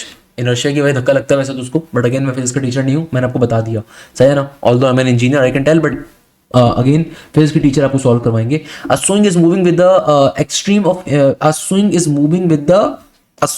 moving with the constant of inertia speed. However, when a person move towards it and stand in the middle, the moment of inertia decreases. When the angular velocity is constant, then it is due to। chemistry में आया हुआ था which product give two male मुझे writing समझ में नहीं आ रही, बहुत खूबसूरत राइटिंग है। of upon hydrolysis इसके रिगार्डिंग के क्वेश्चन था। why HF is more stronger than covalent bond होगा फिर। which bond is NHCH HF or none of these। मैथ्स के अंदर आपके पास कोई find dash value of matrix, find equation of a circle R 100 है, सेंटर 0,0 के ऊपर है, कोफिशिएंट ऑफ x क्यूब का क्वेश्चन था। In order of select two aces out of a deck of 52 playing card. तो भाई सिंपल तरीके से 2 एसेस को सेलेक्ट करना है, टोटल 4 एसेस होते हैं, 4 आप 2 डिवाइड 52 के ऊपर सॉल्व कर लोगे उसको, अगर तो ये क्वेश्चन आ रहा है। देन मेरे पास एक और क्वेश्चन आ रहा है, ये रिपीटेड के ऊपर है, sum of a square of first natural numbers, limit का क्वेश्चन आ रहा है, लिमिट एक्स अप्रोचेस का क्वेश्चन आ रहा है। तो भाई ये ओवरऑल सारे क्वेश्चंस आ रहे थे। अगेन सारे क्वेश्चन हम लोगों ने ऑलरेडी सॉल्व करने, 99% क्वेश्चन रिपीटेड है भैया, 99 क्वेश्चन रिपीटेड। मेरे प्यारे बच्चों, मेरी तरफ से एक छोटी सी इंफॉर्मेशन है, आप तमाम स्टूडेंट जिन्होंने यूईटी के टेस्ट को भी अटेम्प्ट करा, ये आपका राउंड नंबर 1 था, आपने जैसी भी तैयारी करी, कहीं से भी तैयारी करी, परेशान होने की जरूरत नहीं है, खुदारा डिप्रेस होने की जरूरत नहीं है। आपका पहला राउंड था, आपने अपनी तरफ से बेस्ट करने की कोशिश करी, आपने अल्लाह ताला से दुआ करनी कि अल्लाह ताला आपको इस इम्तिहान में सुरखरू फरमाए, और खुदारा सेकंड राउंड के लिए अभी से तैयारी स्टार्ट करी। अब आपने एक चीज, एक मौका अपना गवा दिया, अगर आपने तैयारी अच्छी नहीं करी हुई थी या टेस्ट आपके नजदीक थोड़ा डिफिकल्ट आ गया, कोई मसले की बात नहीं है। देखो, जब कभी भी आप अपने घर के आरामदायक बिस्तर के ऊपर बैठ के टेस्ट को सॉल्व कर रहे होते हो तो उस वक्त आपके ऊपर प्रेशर लेवल नहीं होता, मगर जब आप यूनिवर्सिटी के अंदर जाके उस टेस्ट को देते हो तो ऑब्वियसली प्रेशर का और डिफिकल्टी लेवल आप ज्यादा फेस करते हो। तो भाई जैसा भी आपने यूईटी का राउंड नंबर 1 दिया है, अभी आपके पास अब राउंड नंबर 2 ईकेट का सेकंड राउंड का आपके पास चांस अवेलेबल है, जो कि आपके पास मई के एंड जून के फौरन स्टार्ट के अंदर कंडक्ट हो रहा होगा। इसी के साथ आपका नस का नेट नंबर 3 अभी स्टार्ट हो रहा है और फिर नस का नेट नंबर 4 आने वाला है। इसी के साथ अब फास्ट यूनिवर्सिटी का एग्जाम आपके सर पे खड़ा हुआ है, आपके सर पे जीआईके का एग्जाम खड़ा हुआ है, आपके सर के ऊपर अब लास्ट के 3 से 4 महीनों के एनटीएस के एग्जाम्स खड़े हुए जो कि बड़े इंपॉर्टेंट है। एनटीएस ऑल्दो पूरा साल हो रहा होता है, मगर देखो राउंड नंबर 1 से अभी भी आपके पास टाइम अवेलेबल है कि आपने भी सबक हासिल नहीं करा तो अब सबक हासिल करो। कि भाई सबक ये हासिल करो कि देखो कोई भी खानदान के दोस्त हो, कोई रिश्तेदार हो, कोई दावतें हो, कोई काम की चीज नहीं है, आपको तैयारी करना इंपॉर्टेंट है। ईद उस दिन आपकी होगी जिस दिन आप सरखुरू होगे, जिस दिन आप कामयाब होगे।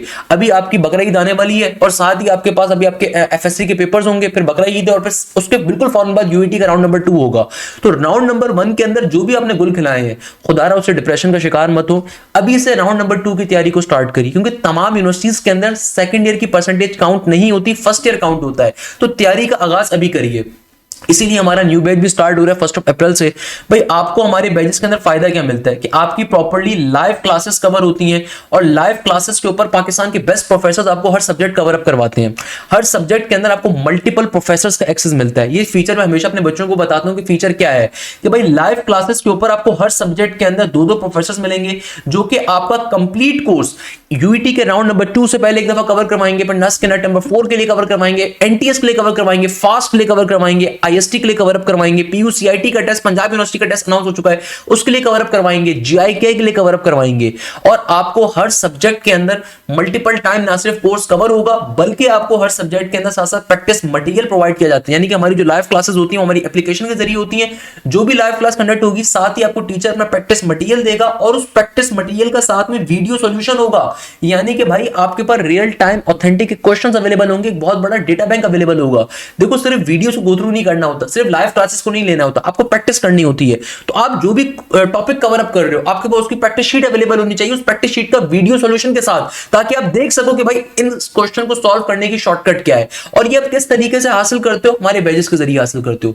ना सिर्फ आपको क्लासेस के अंदर हर सब्जेक्ट कवर अप करवाया जाता है, हर सब्जेक्ट में आपको मल्टीपल प्रोफेसर्स मिलते हैं, बल्कि सबसे खास फीचर क्या है कि भाई जो भी टीचर क्लास में टॉपिक कवर करवाएंगे उसकी topical practice sheet TPPs with video solution provide करेंगे। इसके अलावा आप लोगों की लाइव डाउट क्लासेस कंडक्ट होती हैं। यानी कि भाई जो हमारे हर सब्जेक्ट में थर्ड प्रोफेसर होते हैं उनका काम ये होता है कि भाई ना सिर्फ आपके लिए प्रैक्टिस मटेरियल का वीडियो सॉल्यूशन क्रिएट करना, बल्कि हर वीक हर सब्जेक्ट की लाइव डाउट क्लास अलग से कंडक्ट होती है। भाई नॉर्मली इदारों के अंदर तो एक सब्जेक्ट के ऊपर एक टीचर बैठे हुए होते हैं ना, यहाँ पे हर सब्जेक्ट के ऊपर आपको पाकिस्तान के बेस्ट प्रोफेसर्स भी मिलते हैं, फिर आपको हर सब्जेक्ट के ऊपर practice sheet with video solution मिलती है, फिर आपको हर सब्जेक्ट की लाइव डाउट क्लासेस अलग से भी मिलती हैं। इसके अलावा आपको सबसे बड़ा फीचर जो हमारे बैचेस के अंदर मिलता है, आपके प्रॉपर्ली टेस्ट कंडक्ट होते हैं। देखो अगर आप यूईटी के राउंड 1 में अच्छा परफॉर्म नहीं कर सके, उसके पीछे रीजन क्या है कि आपने टेस्टों को नहीं दिया, तो आपको हर सब्जेक्ट के अंदर हम चैप्टर वाइज टेस्ट भी प्रोवाइड करते हैं। सबसे बड़ा फीचर क्या है कि चैप्टर वाइज टेस्ट भी आपको मिलेंगे, आपको टॉपिक वाइज टेस्ट भी मिलेंगे। चैप्टर वाइज टेस्ट में और टॉपिक वाइज टेस्ट में डिफरेंस है। चैप्टर वाइज टेस्ट का मतलब है कि लेट्स सपोज एक चैप्टर है नंबर सिस्टम, वो पूरा चैप्टर के एक टेस्ट आपके पास गिवन है विद वीडियो सॉल्यूशन, और नंबर सिस्टम के अंदर इटसेल्फ अगर 15 टॉपिक आ रहे हैं तो आपको हर टॉपिक के यानी कि 15 टॉपिक के इंडिविजुअल टेस्ट भी आपको गिवन होंगे। तो भाई चैप्टर वाइज टेस्ट भी गिवन है, टॉपिक वाइज टेस्ट भी गिवन है। इसके अलावा आपके पास हर यूनिवर्सिटी के फुल लेंथ पेपर्स होते हैं विद वीडियो सॉल्यूशन। यानी कि अगर आप यूईटी की तैयारी कर रहे हो, नस्ट की कर रहे हो, जीआईके की कर रहे हो, फास्ट की कर रहे हो, तो भाई जो उनके ऑथेंटिक पास्ट पेपर्स के फुल लेंथ पेपर थे वो आपको विद वीडियो सॉल्यूशन गिवन होते हैं। लास्ट ईयर के भी गिवन होंगे, इस साल के भी गिवन होंगे। सबसे बड़ा फायदा आपको गिवन है। इसके अलावा आपके पास आपका चैटिंग सिस्टम प्रॉपर अवेलेबल होते हैं, यानी कि आप अपने पोर्टल के जरिए एप्लीकेशन के ऊपर भी चैट कर सकते हो। ना सिर्फ ये बल्कि आपके पास व्हाट्सएप चैट सिस्टम भी अवेलेबल होता है, वहां पे भी अपनी क्वेरीज को पूछ सकते हो, वहां पे भी आप 24/7 अपने डाउट्स को पूछ सकते हो कि हमारी डाउट टीम एक टोटली अलग होती है जो आपको सपोर्ट करने के लिए तैयार होती है। इसके अलावा सबसे खास फीचर जो मैं बच्चों को कहता हूं कि भाई आपके पास आपके पोर्टल के ऊपर डाउट रेज करने का ऑप्शन अवेलेबल होता है। आप अक्सर पेशतर कोई चैट जीपीटी पे जाके कभी डाउट रेज कर रहे हो, कभी किसी और सिस्टम के पास जाके कर रहे हो, तो भाई आपके पास डायरेक्टली सब्जेक्ट वाइज डाउट आप डायरेक्टली अपने पोर्टल के ऊपर पूछ सकते हो। अल्हम्दुलिल्लाह इस साल नस में जितने 170 प्लस है वो हमारे बैचेस से आए थे। क्यों? क्योंकि भैया लास्ट ईयर भी नस की पोजीशन हमारे पास से थी, इस साल भी हमारे पास से आ रही है। क्यों? क्योंकि बेटा आप लोगों को जब इतनी मेहनत हम करते हैं तो जाहिर सी बात है बहुत अच्छा स्कोर परफॉर्म करते हो। तो भाई पोर्टल के ऊपर सब्जेक्ट वाइज पोर्शन आपके पास जो डाउट्स का फीचर अवेलेबल है, वहां पे अपने इंडिविजुअल सब्जेक्ट के डाउट भी पूछ सकते हो। इसके अलावा आपके पास एकेडमिक काउंसलर का एक्सेस अवेलेबल है। प्रोफेसर हंसला बुखारी का सिर्फ यही काम होता है। तो आप कभी भी किसी चीज में परेशान हो, कोई टाइम टेबल में परेशान हो, कोई जहनी और किसी परेशानी का आप हिस्सा हो, तो आप अपने कोऑर्डिनेटर के साथ, अपने एकेडमिक काउंसलर के साथ आप उस परेशानी को शेयर कर सकते हो। वो आपको आपका इंडिविजुअल टाइम टेबल बना के भी शेयर कर सकते हैं। तो भाई अभी हमारा 1 अप्रैल से जो न्यू बैच स्टार्ट हो रहा है, इसमें लाइव क्लासेस के ऊपर आपको कंप्लीट कोर्स कवर अप करवा रहे होंगे।